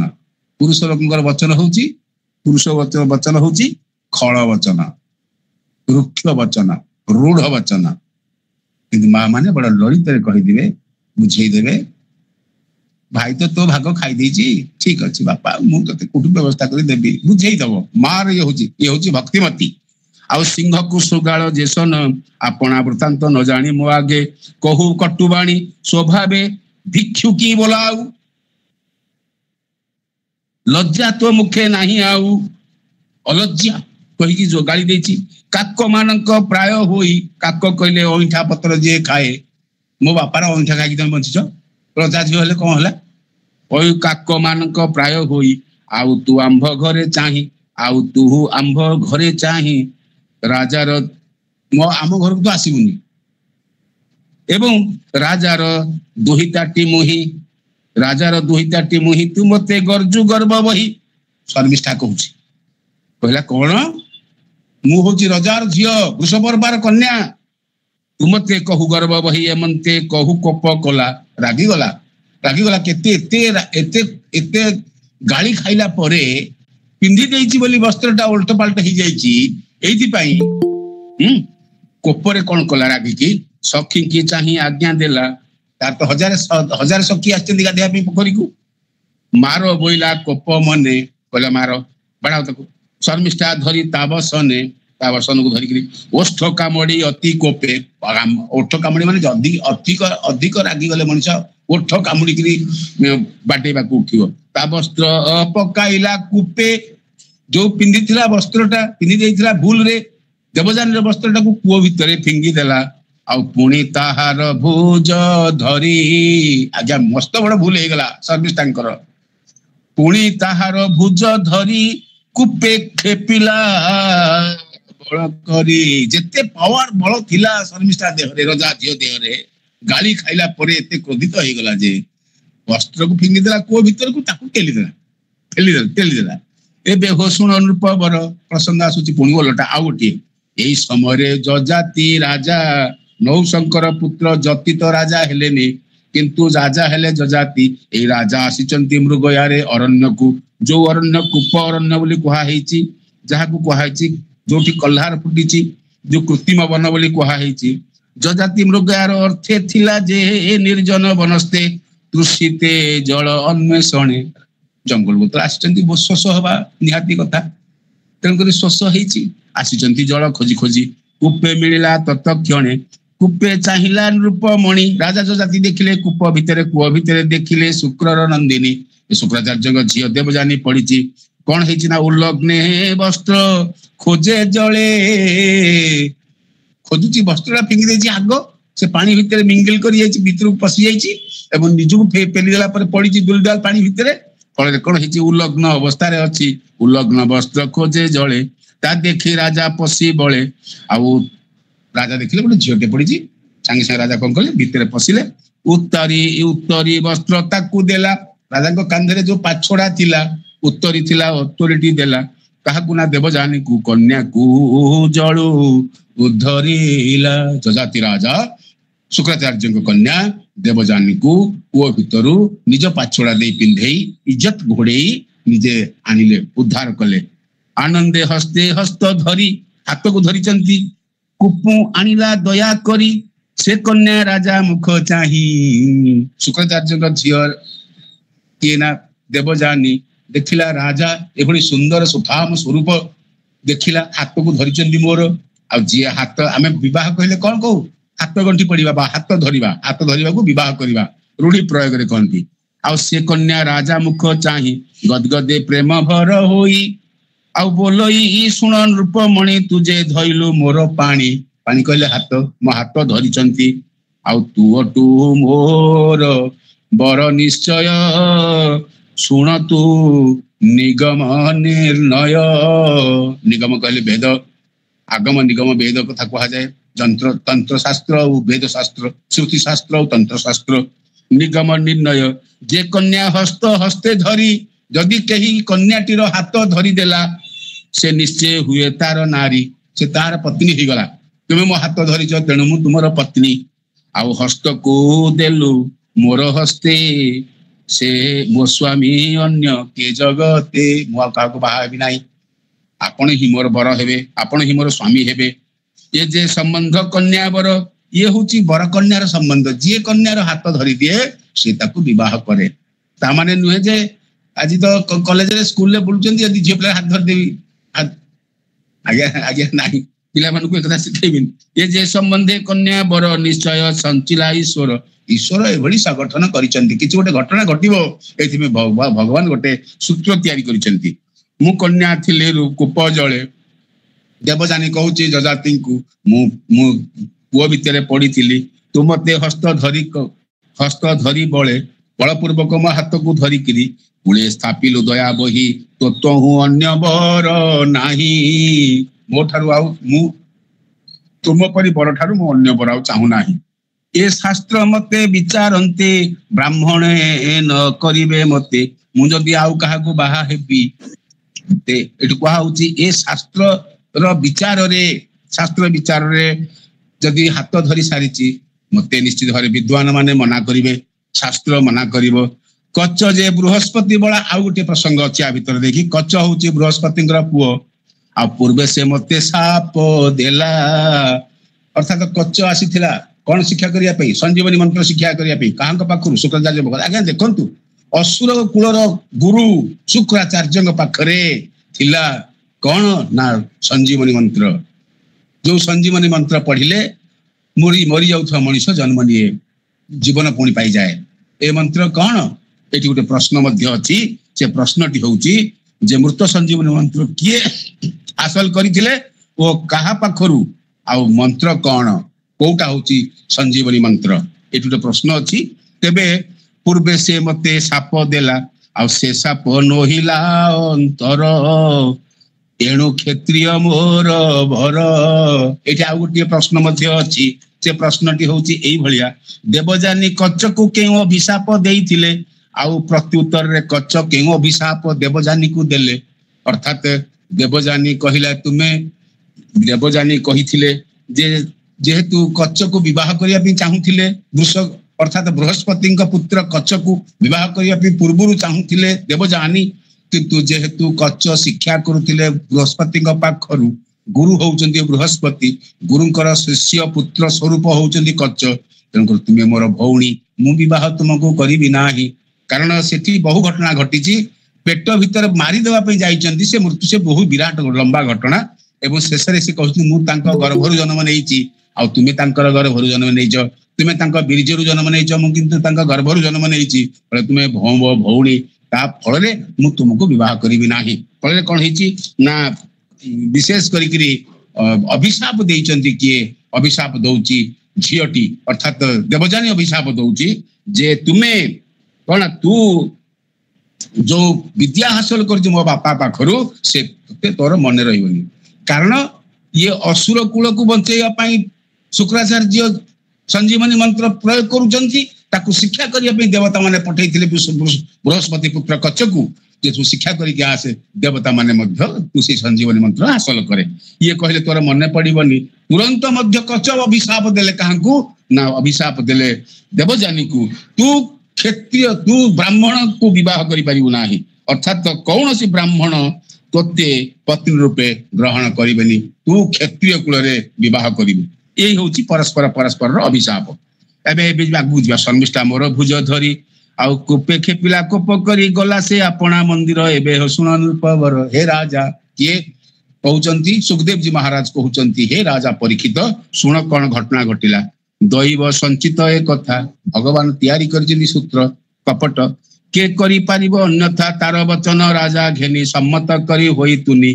जजाति निज पुरे गला से कन्या मने विचारिला झियटी जेतले देवजानी सुंदरी एवं एभली पुष्पर्वांग एवं शुक्राचार्य झियो तांक लापन्य रूप लपन देखिकरी आकृष्ट मध्य जजाति हो जाइचंती एवं जजाति प्रति मध्य देवजानी आकृष्ट हो जाइचंती कहिबा पिता आगे मुहि एवं देवजानी कौन गला बापा शुक्राचार्य को कहिला जमंते बर मूल भई रोदन करी मन दुख कहिला पितार सम्मुखे कांदी कांदी की कहूची देवजानी बापा मु गोटे मो बर खोजिची तेमे ताकू विवाह देले मते मु बंचीबी नहेले आत्महत्या करी देबी शर्मिष्ठा जेते कर्म कला आमे गाधैया को जाइथिलु शर्मिष्ठा एभली मते कला कुओ को फिंगी देला आ जेमंते कुपे पकाइला राजा उद्धरिला जेमंते जो राजा मते उद्धार कला जजाति राजा से राजा मते उद्धरले कुपु तोलिला निज हते एक कथा जेमंते विधाने कहिला पिता सन्निधाने के ई विधान जो घटनाटी घटिची जेतेबेले देवजानी कहिला शुक्र जे तार बोलो सुनी भविष्य कथा मने गुणी कारण वर्तमान अतीत भविष्य ज्ञाता होचन शुक्राचार्य जानिचंती आउ बोल ए मुंडे देई हस्त मुंडे हाथ दे देले झियर कहले धिक मोहर पौरोहित्य मुझे पौरोहित्य कर पौरोहित्य माने गुरु भाव कच्च को पाठ शिखी मूर्त संजीवनी मंत्र देइथिली एमंते मने कोप करी दुहिता कर करे धरी हाथ को धरी देले कहार ना देवजानी वृषपर्वार पुरु गला वृषपर्वा राजा उआस को गले बेगे असुरता जानिला कला रागी करी आसुचंदी शुक्राचार्य आउ अनेक मते स्तुति कही चरणे पड़ी घाली होई वृषपर्वा कांदी कांदी करी कहूची पूजा करुची कांकु ना शुक्राचार्य को गुरु ब्रह्मा गुरु विष्णु गुरु देव महेश्वर गुरु साक्षात परम ब्रह्म तस्मै श्री गुरवे नमः क्षण के ब्राह्मण रो कोप तक्षणे भृगु दास हास्य मुख जेतले आपण शिष्यटी जेतले प्रार्थना करी देव स्तुति करिवो गुरु को गुरु संतुष्ट हो जिवे आउ भृगु हास्य मुखरे कहले कहले बोलोई तार मुख चाही आंबर दुहिता जे मो झियो को साथरे नेकी जाइछिन से देवजानी को कहले ये मो झियो ए कन्या वाक्य तुम्हे घेन मो झियो जहा कहूची ताहा तुमे सुन नुह घेन करिवो एहार इच्छा कर पूर्ण जजाति को धरिला ए कन्या हस्ते हस्त देला या हाथ धरिकी जजाति उद्धार करिसंती हाथ रे देइची मु एबे वेद वाक्य मते ब्राह्मणे करिबी केमंते ब्राह्मणे बरिबी केमंते मु आ ब्राह्मण को विवाह देबी नाही जेपरि कन्या हुए शांति ता बेगे करतु नृपति मो झियो जे बळी संतुष्ट हबो एई व्यवस्था तू कर भृगुंक वाक्य मने सुनी भृगु कहले शुक्राचार्य भृगुंक वाक्य मने सुनी से वृषपर्वा नृपमणि ଦେବଯାନୀ ରେ ପାଶେ ଗଲା ବିନୟ ହୋଇଣ କହିଲା ନିଜ କନ୍ୟାର ଦୋଷ ମାନ ମୋ ଝିଅ ତତେ ପେଲି ଦେଇଛି ଭୁଲ କରିছিল ଝିଅ ଆଉ ସମସ୍ତ କଲା ନିବେଦନ ତାହାର ସ୍ତୁତି ବାକ୍ୟ ଶୁଣି ସନ୍ତୁଷ୍ଟ ହୋଇ ଦେବଯାନୀ ଯେତେବେଳେ ବାପା ଅନୁରୋଧ କରିକିରି କାନ୍ଦି କାନ୍ଦିକିରି କହୁଛି କାହାକୁ ନା କହୁଛି ଯେତେବେଳେ ଦେବଯାନୀକୁ ଅନୁରୋଧ କରୁଛି ବାପା ପାଦ ତଳେ ପଡିକିରି ଆଉ ସେତିକି ବେଳେ ସେ ଖୁସି ହେଇଗଲା କହିଲା ଶୁଣ ଏ ରାଜା ବୃଷପର୍ବା ଅସୁର ରାଜା ନିଜର ଯାହା ଅଭିଳାଷ ତା ଆଗେ କଲଇ ପ୍ରକାଶ ମୁଁ ପ୍ରକାଶ କରୁଛି ମୋର କଣ ଅଭିଳାଷ ଅଛି ବୋଲଇ ଶୁକ୍ରର ଦୁହିତା ଶୁକ୍ରାଚାର୍ଯ୍ୟଙ୍କ ଝିଅ ଦେବଯାନୀ କହୁଛି ଶୁଣ ତୁ ଆମ୍ଭର ବାରତା ମୁଁ ଯାହା ଭାବିଛି ସେଇ କଥା କହୁଛି ମୋ ପିତା ଯହିଁ ମତେ ଦେବ ମୋ ବାପା ଯାହାକୁ ବିବାହ କରେଇବ ମତେ ଆଉ ଶର୍ମିଷ୍ଠା ମୋର ସଙ୍ଗେ ଥିବ ଶର୍ମିଷ୍ଠା ଆଉ କୁଆଡେ ବାହାଇ ପାରିବନି ଶର୍ମିଷ୍ଠା ମୋ ସାଥିରେ ଦାସୀ ହେଇକିରି ଯିବ ଆଉ ମୁଁ ତାର ହେବି ଶ୍ରେଷ୍ଠ ନାରୀ ଅର୍ଥାତ ମୁଁ ହେବି ରାଣୀ ଆଉ ତୋ କନ୍ୟା ହେବ ଚାକରାଣୀ ତୋ ଝିଅ ମୋ ଚାକରାଣୀ ହବ ମୋର ପରିବାରୀ ହବ ଅର୍ଥାତ ଚାକରାଣୀ ହବ ଆଉ ମୁଁ ହେବି ମହାରାଣୀ କନ୍ୟାର ଠାରୁ ବାଣୀ ଶୁଣି ଅସୁର ରାଜା ହେଲା ତୁନି ଭାଳନ୍ତି କାହିଁକି ତୁନି ହବ ରାଜା ତା ବର୍ଗରେ ରାଜ୍ୟରେ ଅମଙ୍ଗଳ ହେଇଯିବ ଶୁକ୍ରାଚାର୍ଯ୍ୟ ଅଭିଶାପ ଦେଇଦେବେ ମୋ ପ୍ରଜା ମରିଯିବେ ବରଂ ମୋର ଝିଅଟା ମରିଯାଉ କିନ୍ତୁ ମୋ ପ୍ରଜା ମରିବେ ନାହିଁ ରାଜା ବୃଷପର୍ବା ଅସୁର ହେଲେ ମଧ୍ୟ ନ୍ୟାୟ କରୁଛି କହିଲା ଅସୁର ରାଜା ହେଲା ତୁନି ଭାଳନ୍ତି ବୃଷପର୍ବା ଭୟେ ଭାଳନ୍ତି ବୃଷପର୍ବା ରାଏ ରାଏ ମାନେ ରାଜା ବିପଦ ପଡିଲା ଥୋକାଇ ଏଠି ବିପଦ ଆସିଗଲା ଆଉ ସଖୀ ସମେତ କନ୍ୟା ଆଣି ସଖୀ କି ପରିବେଷଣ କରେଇଲା କାହା ସହିତ ନା ଶର୍ମିଷ୍ଠା ସହିତ ବୋଲଇ ନିଅ ଦେବଯାନୀ ନେଇଯାଅ ଝିଅକୁ ମୋର ରାଜ୍ୟ ଦରକାର ମୋର କନ୍ୟା ଆଉ ଦରକାର ନାହିଁ ନେଇଯାଅ ଏମନ୍ତେ ଶର୍ମିଷ୍ଠା ହୋଇଲା ଦେବଯାନୀର ଦାସୀ ହେଲା ତୁରନ୍ତ ରାଜ୍ୟ ପାଇଁ ପୁତ୍ରରେ ଦାୟ ନା 1200 ବଢେଇରେ ଦାୟ ମୋର 1200 ବଢେଇରେ ଦାୟ ମୋର ପୁତ୍ରରେ ଦାୟ ନୁହେଁ କେଡେ ନିଷ୍ଠୁର ବାକ୍ୟ କହିବାକୁ ବାଧ୍ୟ ହେଲା ସେଦିନ କୋଣାର୍କ ମନ୍ଦିର ଗଢୁଥିବା ତିଆରି କରୁଥିବା ଦେବଯାନୀର ହେଲା ଶର୍ମିଷ୍ଠା ଦେବଯାନୀ ତୁଲେ ମରେ ବିବାହ ହେଲେ ଆଉ ଶୁଭ ଶୁକ୍ର ଯଜାତି ମୁଖ ଚାହିଁ ଯଜାତି ଆସିଲେ ବାହାଘର ହେଲା ଶୁକ୍ରାଚାର୍ଯ୍ୟ ଯଜାତି ମୁଖ ଚାହିଁକି କହିଲେ ଗୋଟେ କଣ୍ଡିସନ ରଖିଲେ କଣ ସେ କଣ୍ଡିସନ ଏଇଠି ପ୍ରଶ୍ନଟି ଅଛି କହନ୍ତି ଶୁଣ ନୃପ ସାଇଁ ହେ ରାଜା ଯଜାତି ଶର୍ମିଷ୍ଠା ସଙ୍ଗେ ସହବାସ ତୁମେ ଶର୍ମିଷ୍ଠା ସୁନ୍ଦରୀ ମୋ ଝିଅ ସୁନ୍ଦରୀ ଶର୍ମିଷ୍ଠା ବି ସୁନ୍ଦରୀ ଶର୍ମିଷ୍ଠା ସଙ୍ଗେ ସହବାସ କଲେ ଲଭିବୁ ଅତି କ୍ଲେଶ ତୁ କାରଣ ଜାଣିଛନ୍ତି ଶୁକ୍ରାଚାର୍ଯ୍ୟ ଏଭଳି ଘଟଣା ଘଟିବାକୁ ଯାଉଛି ବଂଶ ପରମ୍ପରା ସୃଷ୍ଟି ହବ ଚନ୍ଦ୍ରବଂଶ ତେଣୁକରି କହିଲେ ଯଦି ତୁ ଶର୍ମିଷ୍ଠା ସହିତରେ ସହବାସ କରିବୁ ତାହେଲେ କ୍ଲେଶ ପାଇବୁ ଶର୍ମିଷ୍ଠା ତୁଲେ ଦିବ୍ୟ ନାରୀ ଘେନି ସତ୍ୟକ ପରିବାରୀ ଖଟଇ ଦେବଯାନୀ ତୁଲେ ଗଲାହାରି ଦାସୀ ହେଇକିରି ବାହା ହେଇକି କିଏ ନା ଶର୍ମିଷ୍ଠା ଯାଇକିରି ବାପା ବୃଷପର୍ବା ସୁନ୍ଦର ଭାବରେ ଗୋଟେ କଥା କହିଛନ୍ତି ମନେ ପଡି ଯାଉଛି ଶର୍ମିଷ୍ଠା କାବ୍ୟରେ ନନ୍ଦକିଶୋର ବଳ ଲେଖୁଛନ୍ତି କ୍ଷମା କଲେ ଝିଅ କ୍ଷମା ତ ମିଳଇ କ୍ଷମାର ନାହିଁ ଯେ ଅନ୍ତ ତୁ କ୍ଷମା କରିଦି ଝିଅ ଦାସୀ ହେଇକି ଯାଉଛି ନା ରଜା ଝିଅଟା ଦାସୀ ହେଇକି ଯାଉଛି ବାପାର ଛାତି ଫାଟି ଯାଉଛି କ୍ଷମାର ଗ୍ରହିତା କ୍ଷମା ଦାତା ବେନି ଏଇ କଥାଟି କହିଛନ୍ତି ନନ୍ଦକିଶୋର ବଳ ତୁ କ୍ଷମା କରିଦେ ଆଉ ଦାସୀ ହେଇକି ଯା ଦାସୀ ହେଇକି ଯାଇଛନ୍ତି ଯଜାତି ସଙ୍ଗେ ଭାବ ଭୋଳେ ଶର୍ମିଷ୍ଠା ରୂପ ଗୁଣ ଦେହେ ଯଜାତି ହୃଦୟ କାମ ମୋହେ କିନ୍ତୁ ଯଜାତି ଦେଖି ଦେଇଛନ୍ତି କାହାକୁ ଶର୍ମିଷ୍ଠାକୁ ଦେଖି ଯାଇଛନ୍ତି ରୂପ ଯୋଉଠି ଅଛି ଆଖି ସେଇଠି ଲାଖି ଯାଇଛି ଯଜାତି ହଉଛନ୍ତି କ୍ଷତ୍ରିୟ ଯଜାତି ହଉଛନ୍ତି ରାଜା ଯଜାତି ହଉଛନ୍ତି ରାଜସିକ ଗୁଣଯୁକ୍ତ ଅର୍ଥାତ ତାମସିକ ଗୁଣଯୁକ୍ତରେ ଅଛନ୍ତି ରାଜା ଏବଂ ଫଳରେ ଶର୍ମିଷ୍ଠା ପ୍ରତି ଆକୃଷ୍ଟ ହେଇଛନ୍ତି ଯଜାତି ହୃଦୟ କାମ ମୋହେ ଦେବଯାନୀର ପୁତ୍ର ଦେଖି ଶର୍ମିଷ୍ଠା ନିତ୍ୟ ମନେ ଦୁଃଖୀ ଦେବଯାନୀ ଗୋଟିଏ ପରେ ଗୋଟିଏ ଝିଅ ଛୁଆ ଜନ୍ମ କରୁଛି ମିଳିଲା ରାଜାର ଏକାନ୍ତେ ପ୍ରାର୍ଥନା କଲା ପୁତ୍ର ଅର୍ଥେ ଶର୍ମିଷ୍ଠା କହିଲା ମୋର ଗୋଟେ ପୁଅ ହନ୍ତାନି ତେଣୁ ସେ ହୋଇଲେ ମୋହିତ ଦୈବ ବସେ ବୁଦ୍ଧି ହତ। ବାମ ହେଇଗଲା, ଦୈବ ଚାହୁଁଛି ଶର୍ମିଷ୍ଠାର ପୁଅ ଜନ୍ମ ହେବେ ପୁରୁ ରାଜା, ତେଣୁକରି ଦୈବ ଘଟଣା ଘଟଉଛି। ମୁଁ VS ଖାଣ୍ଡେକରଙ୍କର ଗୋଟିଏ ଉପନ୍ୟାସ ପଢିଥିଲି ଯଜାତି ବୋଲି, ସେଇଠି ସେ ଲେଖିଛନ୍ତି ଯେ ବାଟ କରିଛନ୍ତି ଅର୍ଥାତ ସୁଡ଼ଙ୍ଗ କରିଛନ୍ତି ଶର୍ମିଷ୍ଠା ୱାସକୁ ଯିବା ପାଇଁ। ଯଜାତି ଯାଇକି ଭୋଗ କରିଛନ୍ତି, ଜନ୍ମ ହେଇଛନ୍ତି ଛୁଆ ମାନେ। ଦୈବ ବସେ ବୁଦ୍ଧି ହତ ଶର୍ମିଷ୍ଠା ସଙ୍ଗେ ଏକ ମେଳେ ରାଜା ଶୟନ ଋତୁ କାଳେ। ଛୁଆ ଜନ୍ମ ହବ ଋତୁକାଳ ହେଲା ପରେ, ଋତୁକାଳେ ଶୁକ୍ରଙ୍କ ବାକ୍ୟ ହେଲା ହେଳା କଲା। ଶୁକ୍ରାଚାର୍ଯ୍ୟ ଯୋଉ ଦେଇଛନ୍ତି ପୂର୍ବରୁ ଯୋଉ କସନ ଦେଇଛନ୍ତି ଯେ ତୁ ଯଦି ଶର୍ମିଷ୍ଠା ସହିତ ସହବାସ କରିବୁ କ୍ଲେଶ ଭୋଗିବୁ, ସିଏ କଣ କଲେ, ଯୋଉଠି ଯୋଉଠି ଯୋଉଠି ଇନ୍ଦ୍ରିୟ ପ୍ରବଳ ମତ୍ତ ବାରଣ ସେଠି କଣ ଆଉ କିଏ ଅଟକୁଛି? କହିଲା ଶୁକ୍ରାଚାର୍ଯ୍ୟ ଛାଡ ହୋ ତାକୁ। ଅର୍ଥାତ ଶୁକ୍ରଙ୍କ ବାକ୍ୟ ହେଳା କଲା, ଶର୍ମିଷ୍ଠା ସଙ୍ଗେ ସଙ୍ଗ କଲା। ଜନ୍ମ ନେଲେ କିଏ କିଏ? ଯଦୁ ତୁର୍ବସୁ ବେନି ଭାଇ ଆଉ ଦେବଯାନୀର ଗର୍ଭୁ ହୋଇ। ଯଦୁ ରାଜା ଜନ୍ମ ନେଲେ, ଆଉ ତୁର୍ବସୁ ବେନି ଭାଇ ଜନ୍ମ ନେଲେ, ଦେବଯାନୀର ଗର୍ଭୁ ହୋଇ ଆବର ଶର୍ମିଷ୍ଠା ଗର୍ଭରୁ। ଇଏ ଦେବଯାନୀର ପୁଅ ଥିଲେ, ଆଉ ତା ସହିତ ଶର୍ମିଷ୍ଠାଙ୍କ ଗର୍ଭରୁ କିଏ କିଏ ଜନ୍ମ ହେଲେ? ଶର୍ମିଷ୍ଠାଙ୍କ ଗର୍ଭରୁ ହୃ ହିଉ ଅନୁ ପୁରୁ ଏଇଭଳି 3ଟି ପୁଅ ଜନ୍ମ ନେଲେ। ପ୍ରଶ୍ନ, ଏଠି ପ୍ରଶ୍ନଟିଏ ମଧ୍ୟ ଅଛି ଯେ ଶର୍ମିଷ୍ଠାଙ୍କ ଗର୍ଭରୁ କିଏ କିଏ ଜନ୍ମ ନେଲେ, ଏ ଦେବଯାନୀଙ୍କ ଗର୍ଭରୁ କିଏ କିଏ ଜନ୍ମ ନେଲେ, ଆଉ ତା ସହିତ ଶର୍ମିଷ୍ଠାଙ୍କ ଗର୍ଭରୁ କିଏ କିଏ ଜନ୍ମ ନେଲେ। ଅର୍ଥାତ ପୁରୁ ହଉଛନ୍ତି ତାଙ୍କର ସେହି ସୁପୁତ୍ର, ପୁତ ନାମକ ନର୍କରୁ ଉଦ୍ଧାର କରିବା ପୁତ୍ର ହଉଛନ୍ତି ପୁରୁ ରାଜା।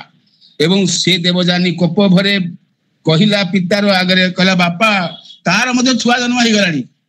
କହିଲା ପିତା ଚରଣ ତଳେ ପଡି କାନ୍ଦଇ ବେନି କର ଯୋଡି। କିଏ? ବାପା ପାଖରେ, ଶୁକ୍ରାଚାର୍ଯ୍ୟଙ୍କ ପାଖରେ ଦେବଯାନୀ କାନ୍ଦୁଛି।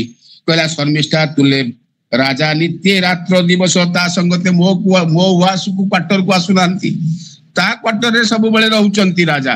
ତାହାର ବସ ପ୍ରାୟ ହୋଇ ତାର ବଶୀଭୂତ ହେଇଯାଇଛନ୍ତି। କୋପ ନୟନେ ମତେ ଚାହିଁ ଶର୍ମିଷ୍ଠା ପ୍ରେମ ବନ୍ଧ ଆସେ, କେବେ ହେ ନ ମିଳେ ମୋ ପାଶେ। ମୋ ଉଆସକୁ ଆସୁନାହାନ୍ତି, ଶର୍ମିଷ୍ଠା ଉଆସରେ ରାତି ଦିନ କଟଉଛନ୍ତି। ଏମନ୍ତେ ଦୁହିତା ବଚନେ କୋପ ବସିଲା ଶୁକ୍ରମନେ। ଶୁକ୍ରାଚାର୍ଯ୍ୟ କ୍ରୋଧାନ୍ୱିତ ହେଲେ। ମିଳିଲା ରାଜାର ସମୀପେ ଗରୁଡ ମିଳେ ଯେହ୍ନେ ସର୍ପେ। ଗରୁଡକୁ ଦେଖିଲେ ସାପ ଯେମିତି ହୁଏ, ଆଉ ଭଲ ଏଇ ବୋଇଲା କୋପ ଭର ହୋଇ ଅଧର୍ମ ଆଚରିଲି ତୁହି। ରେ ଯଜାତି ରାଜା, ତୁ ଅଧର୍ମ ଆଚରଣ କଲୁ, ମୁଁ ତତେ ମନା କରିଥିଲି ଶର୍ମିଷ୍ଠା ସହିତ ସହବାସ ନ କରିବା ପାଇଁ। ମୋର ଦୁହିତା କଲୁ ଦୂର, ମୋ ଝିଅକୁ ପର କରିଦେଲୁ। ଶର୍ମିଷ୍ଠା ମନ ହରେ ତୋର, ଶର୍ମିଷ୍ଠା ତୋର ମନକୁ ହରଣ କରୁଛି। ତୁ ଏବେ ଜରା ରୂପ ହୋଇ ଶୟନେ ନିତ୍ୟ ଥାଅ ତୁହି। ଶୁକ୍ରାଚାର୍ଯ୍ୟ ପୁଣି କ୍ରୋଧିତ ହେଇକି ଅଭିଶାପ ଦେଲେ, କହିଲେ ଜରା ତୋତେ ଆସିଯାଉ, ଏ ଯୌବନ ବୟସରେ ତୋ ପାଖରେ ବାର୍ଦ୍ଧକ୍ୟ ଆସିଯାଉ, ତୁ ବୁଢା ହେଇଯା, ବାର୍ଦ୍ଧକ୍ୟ ହେଇଯାଉ, ଆଉ ଖାଲି ଶୋଇକି ରହିବୁ। ଆଜ୍ଞା ବାର୍ଦ୍ଧକ୍ୟ ହେଲେ କିଏ କଣ ଆଉ କୋଉଠି ଚାଲିକି ଯାଏ? ବେଡରେ ପଡିଥାଏ, ଆଉ ଯଦି ତାର ଛାତ ଥିବ ଧଳା ଛାତକୁ ଅନେଇକି ପଡିଥିବ। ଏ ଅଭିଶାପ ଦେଇଦେଲେ କାହାକୁ? ନା ଯୁବକ, କାହାକୁ? ନା ଯଜାତି ରାଜାଙ୍କୁ ଅଭିଶାପ ଦେଲେ ଶୁକ୍ରାଚାର୍ଯ୍ୟ ଯେ ତୁ ଜରା ରୂପ ହେଇଯା। ପ୍ରଶ୍ନ ଆସୁଛି, ଜରା ରୂପ କି ଅଭିଶାପ ଦେଲେ? କି ଅଭିଶାପ ଦେଲେ ଶୁକ୍ରାଚାର୍ଯ୍ୟ ରାଜା ଯଜାତି? ଏମନ୍ତେ ସାପ ଦେଲେ ମୁନି ତକ୍ଷଣେ ବୃଦ୍ଧ ଦେହ ଘେନି। ସାଙ୍ଗେ ସାଙ୍ଗେ ରାଜା ଯଜାତି ଏତେ ସୁନ୍ଦର ସୁଠାମ ଆଜାନ ଲମ୍ବିତ ବାହୁ ସୁଠାମ ସ୍ୱରୂପ ବୁଢା ହେଇଗଲେ। ଯଜାତି ରହିଲା ଶୟନେ, ବେଡରେ ପଡିଗଲା, ଶୋଇଲା, ଆଉ ଉଠି ନ ପାରେ ରାତ୍ର ଦିନେ। ଏମନ୍ତେ ତାର 5 ସୁତ 5 ପୁଅ, ବେନି କନ୍ୟାର ଗର୍ଭଜାତ ହୋଇ ବଢିଲେ ଦିନେ ଦିନେ। ୟାର 3ଟା ଛୁଆ, ସେଠି 2ଟା ଛୁଆ, ଅର୍ଥାତ ଦେବଯାନୀଙ୍କର ଯଦୁ ଆଉ ତୁର୍ବର୍ଷୁ, ଆଉ ଶର୍ମିଷ୍ଠାଙ୍କର 3ଟା ପୁଅ, ହିହୁ ଅନୁ ହ୍ରିହୁ ଅନୁ ପୁରୁ, 5ଟା ଛୁଆ ଦେବଯାନୀ ଆଉ ଶର୍ମିଷ୍ଠା ମିଶିକିରି। এইଥିପାଇଁ କହିଲେ ପଞ୍ଚସୁତ, କହିଲେ 5 ସୁତ। ଏମନ୍ତେ ତାର 5 ସୁତ ବେନି କନ୍ୟାର ଗର୍ଭଜାତ। ବେନି କନ୍ୟା ଅର୍ଥାତ ଶର୍ମିଷ୍ଠା ଆଉ ଦେବଯାନୀ ହୋଇ ବଢିଲେ ଦିନେ ଦିନେ। ପ୍ରଚଣ୍ଡ ସୂର୍ଯ୍ୟ ତେଜ ଯେହ୍ନେ, ସବୁ ବଳୁଆ ତେଜୀବାନ ଛୁଆ ହେଇଗଲେ। ଏମନ୍ତେ କିଛି ଦିନ ଅନ୍ତେ ଯଜାତି ଭୋଗ ମନେ ଚିନ୍ତେ। ପ୍ରଶ୍ନ ଏଠି ମନରେ, କାହା ପାଇଁ? ଲୋକ ଶିକ୍ଷା ପାଇଁ। ବୁଢା ହେଇଯାଇଛି, ଜରା ଆସିଯାଇଛି, ବେଡରେ ପଡିଛି, ଆଉ କିଛି ପାଦ ହଲେଇବା ପାଇଁ ବଳ ନାହିଁ, ତଥାପି କାମ ଶକ୍ତି ତାକୁ ଉଠଉଛି। କାମ ପ୍ରବଣତା, ଇନ୍ଦ୍ରିୟ ଭୋଗ ଲାଳସା ରାଜା ଯଜାତିକୁ ଉଜାଗ୍ରତ କରୁଛି। କାନ୍ଦିଣ ଯଜାତି ବିକଳେ।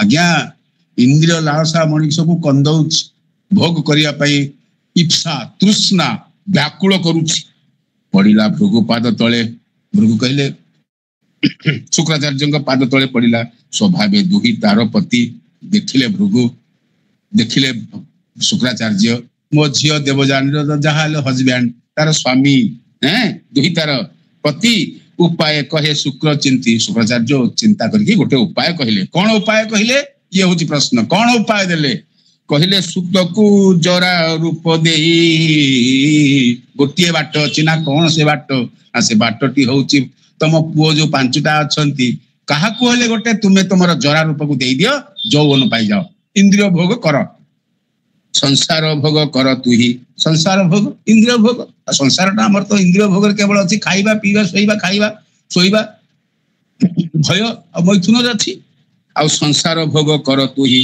से राजा पुत्र को अणाई बोलो राजा कौन कहले पुओ मान डाकिले कहले ओ पुत्र माने आसो आसो come here oh my dear डाकिले बोलो ई समीपे बसाई आकू डाकी बसई के राजा कहले उठी पाउना हाथ उठुनी गोड़ उठुनी देह मुंड किछि उठुनी जरा व्याधि हो जाइछि फलरे हे पुत्र देख मोर रूप गुरु जे मते देले साप मो अभिशाप ग्रस्त हेइछि बुद्ध होइली जुबा काले युवक वयस रे वृद्ध हेइ गली घन जेसने अंतराले आ देख ए मनुष्य शरीर विष्णुर भोगर मंदिर आहा आप आज्ञा जोटा सदिच्छा पूर्ण हबार अछि सही सपक्ष रे जाउचंती कहले शरीर देख ए मनुष्य शरीर मनुष्य शरीर कोन ना विष्णुर भोगर मंदिर एटा भोग मंदिर बोली कहले मु भोग करिया इच्छा करुछि वृद्ध हेले मध्य भोग करिया इच्छा करुछि विष्णुर भोगर मंदिर नाही आज्ञा ये यज्ञ पुरुष भीतर अछि भोग करिया इच्छा करे नाही आपण इच्छा करूचंती बोली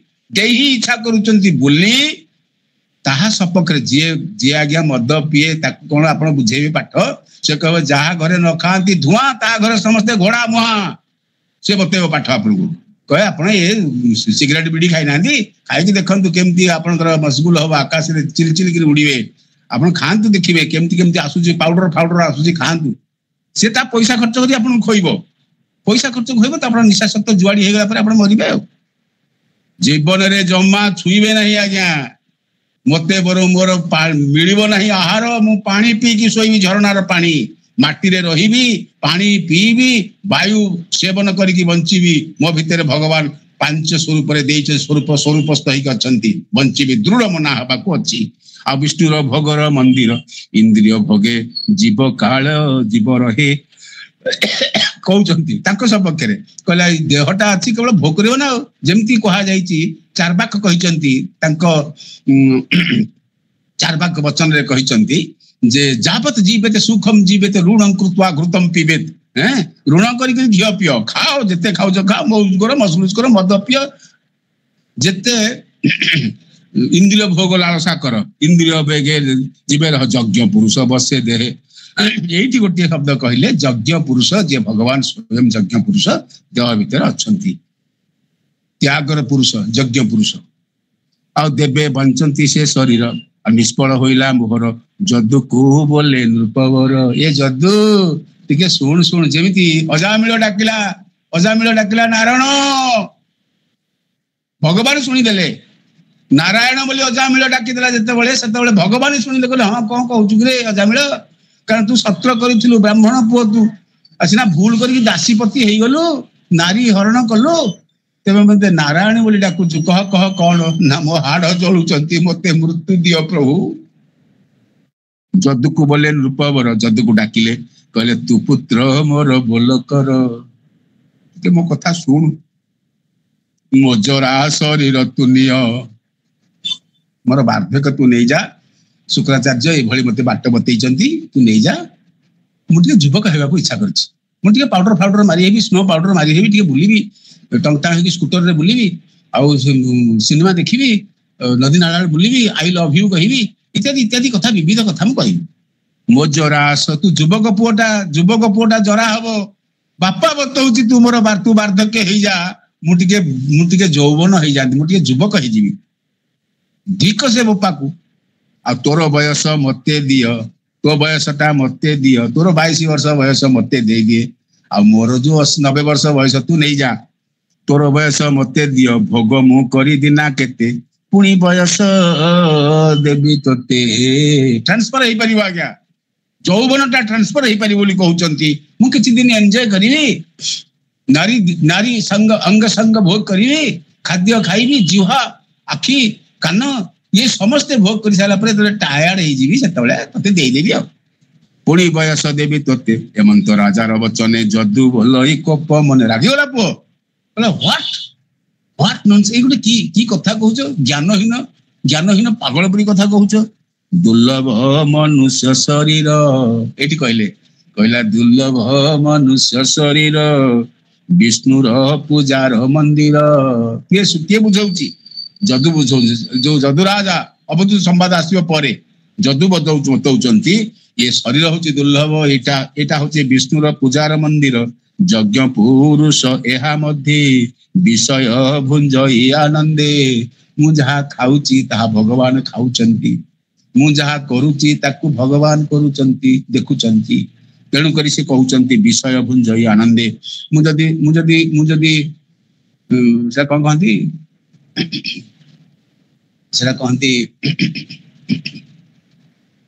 चिकेन चिकेन मुझे चिकेन खाइबी ताले भगवान चिकेन खाइबे देखंतो एठी बतौछन पाठ के बतौछन जदू बतौछंती कहले यज्ञ पुरुष एहा मध्ये देही भितरे देह भितरे यज्ञ पुरुष भगवान अछंती विषय भुंजई आनंदे आउ देवे न पांती जहा भाबी देवता माने जहा चिंता करी नांती मुताहा के मंते छाड़ीबी देवता चिंता करनी भगवान को पाइबा पाई कि बड़ी बाट मु पाइबा को जानिची कारण दुर्लभ मनुष्य शरीर प्राप्त होई सारिची आ एमंत जदू मुख सुनी कोपे भोल नृपमणि कहला तूटा कुलांगार पुओ हां मो कथा मु आदेश करची सुनु ना हो बॉडी फुल रास्केल नॉनसेंस मोर वचन तू न कलु राजभोग को न छाड़िलु तो बंशे राजा जे होइब मृधना फाटी से मरिब बापा पुओ को अभिशाप दउची आज्ञा आज्ञा पुराण काल रे मध्य एभली व्यवस्था थिला पुओ कहउची बाप कहउची पुओ को मो जौवन मते देई दे मो जौवन तू नहीं जा पुणी कहउची पुओ जेतले मानिला नहीं कहला बापा दुर्लभ शरीर एठी यज्ञ भगवान अछंती सब भोग करूचंती मो भीतर थाइकरी ये की कथा आपण कहउचंती जन्म नेले मनुष्य वार्धक्य आसे ए जतले बुझेई दउचंती सेतले बाप कहउची पुओ को जे तू जो वंश रे अछु तोर जो राजा हबो हां से राजा हेले कोन हबो ना मूर्धना तोर फाटी जीवो छाती फाटीबो तू मरि जीवो एमंत सापता को देई पुत्रन को जणे जणे तार गोटी गोटी डाकिले जदू परे दुर्गस को डाकिले इहु को डाकिले अन्न को डाकिले एबोली तीन भाई चारि भाई पळेले राजा वचने हेले तुनी केही राजी हेलेनी चारि पुओ जाक केही राजी हेलेनी ना जदू हेला ना तुर्बसु हेला ना रिहु हेला ना अनु हेला चारि पुओ पळेले पुरु जे थिला राजा पोछे तक्षणे मिलिला प्रत्यक्षे शर्मिष्ठार पुओ पुरु बापा सामने आसिक ठिया हेला होता तो मोते आज्ञा दियो मोर बयस तुम्हे नियो ये होची पुओ जे पूतना मु कनक कर उद्धार करबा को आसी प्रत्यक्ष भाव रे शर्मिष्ठार पुओ पुरु कहूची बापा तुम मोर कौन हबो मो बापा यदि पिता धर्म पिता स्वर्ग पिता ही परमत पितरी प्रतिमा परने प्रियंती सर्वदेवता आपण खुशी पे सब किसी करि परिबी बाबा नियमर बयस को आपण बयस को मते देई दियंतु जरा को देई दियंतु तो वृद्ध रूप मते दियो मो रूपे वंश दिना केते वृद्ध बयस रे केते दुख पाउछ बापा मु देखि छी आपण को दुख को जंत्रणा तमे आ जंत्रणा पाओनी बापा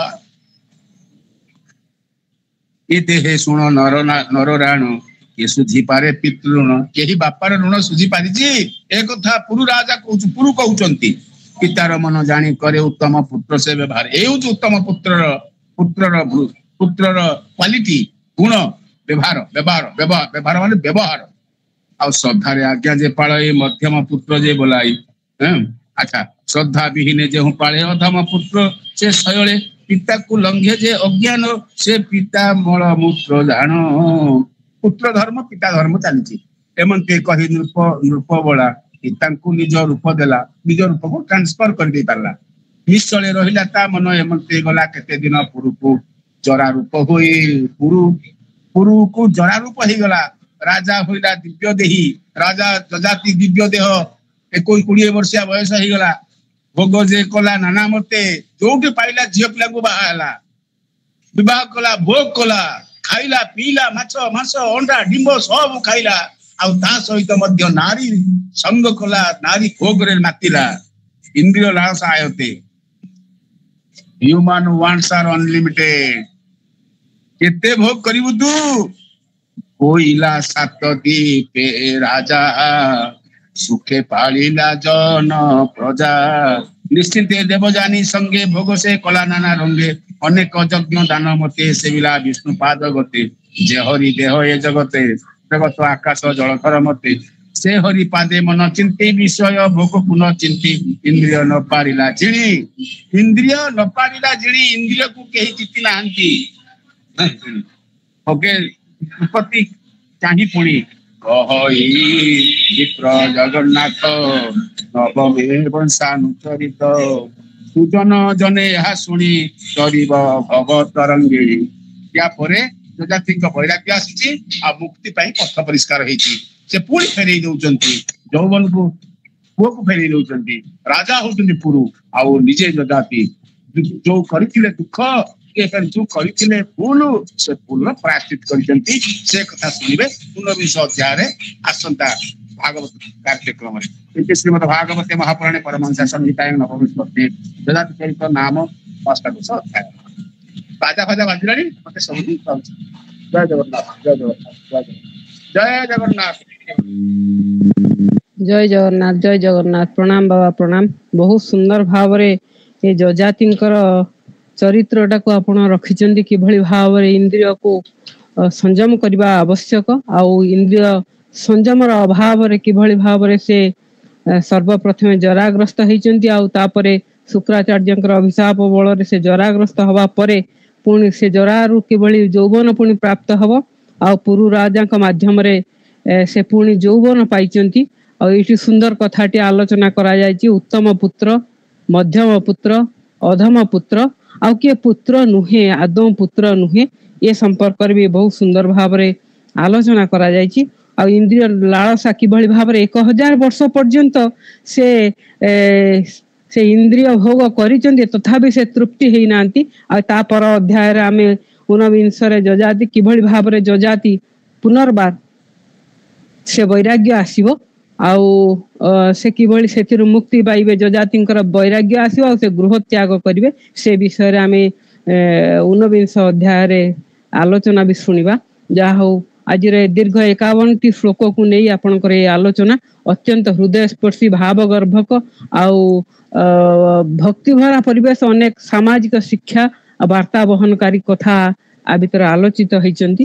ଆପଣଙ୍କୁ ଅଶେଷ ଅଶେଷ କୃତଜ୍ଞତା ଜ୍ଞାପନ କରୁଛି ବାବା। ଯାହା ହଉ, ଏଇଭଳି ଭାବରେ ଆମକୁ ଭଗବତ ଚରଣରେ ଆମ ମନ ଲଗେଇବା ପାଇଁ ଆପଣଙ୍କର ଇଏ ପ୍ରୟାସ, ଇଏ ଆଲୋଚନା ଆମକୁ ବହୁତ ଶିକ୍ଷା ଦେଇଛି। ଆପଣଙ୍କୁ ଆଉ ଥରେ ମୋର ଶବ୍ଦର ପ୍ରଣାମ। ଜୟ ଜଗନ୍ନାଥ, ପ୍ରଣାମ। ଆଜିର କଥାଭ୍ୟାସକୁ ଶୁଭେଚ୍ଛା ଜ୍ଞାପନ କରିବା ପାଇଁ ଆମ ସହିତ ତ ଆଜି ଗୋପାଳକୃଷ୍ଣ ପଣ୍ଡା ମହୋଦୟ ବେଦାନ୍ତ ଆଚାର୍ଯ୍ୟ ଟିକେ ଅନୁପସ୍ଥିତ ରହିଛନ୍ତି। ଯାହା ବି ହଉ, ଆମେ ପରିବାର ପକ୍ଷରୁ ତ ଶୁଭେଚ୍ଛା ଜ୍ଞାପନ କରିବା। ତା ପୂର୍ବରୁ ଗତକାଲିର କଥାଭ୍ୟାସ ଭାବରେ ଥିଲେ ଯିଏ ଆମ ସହିତ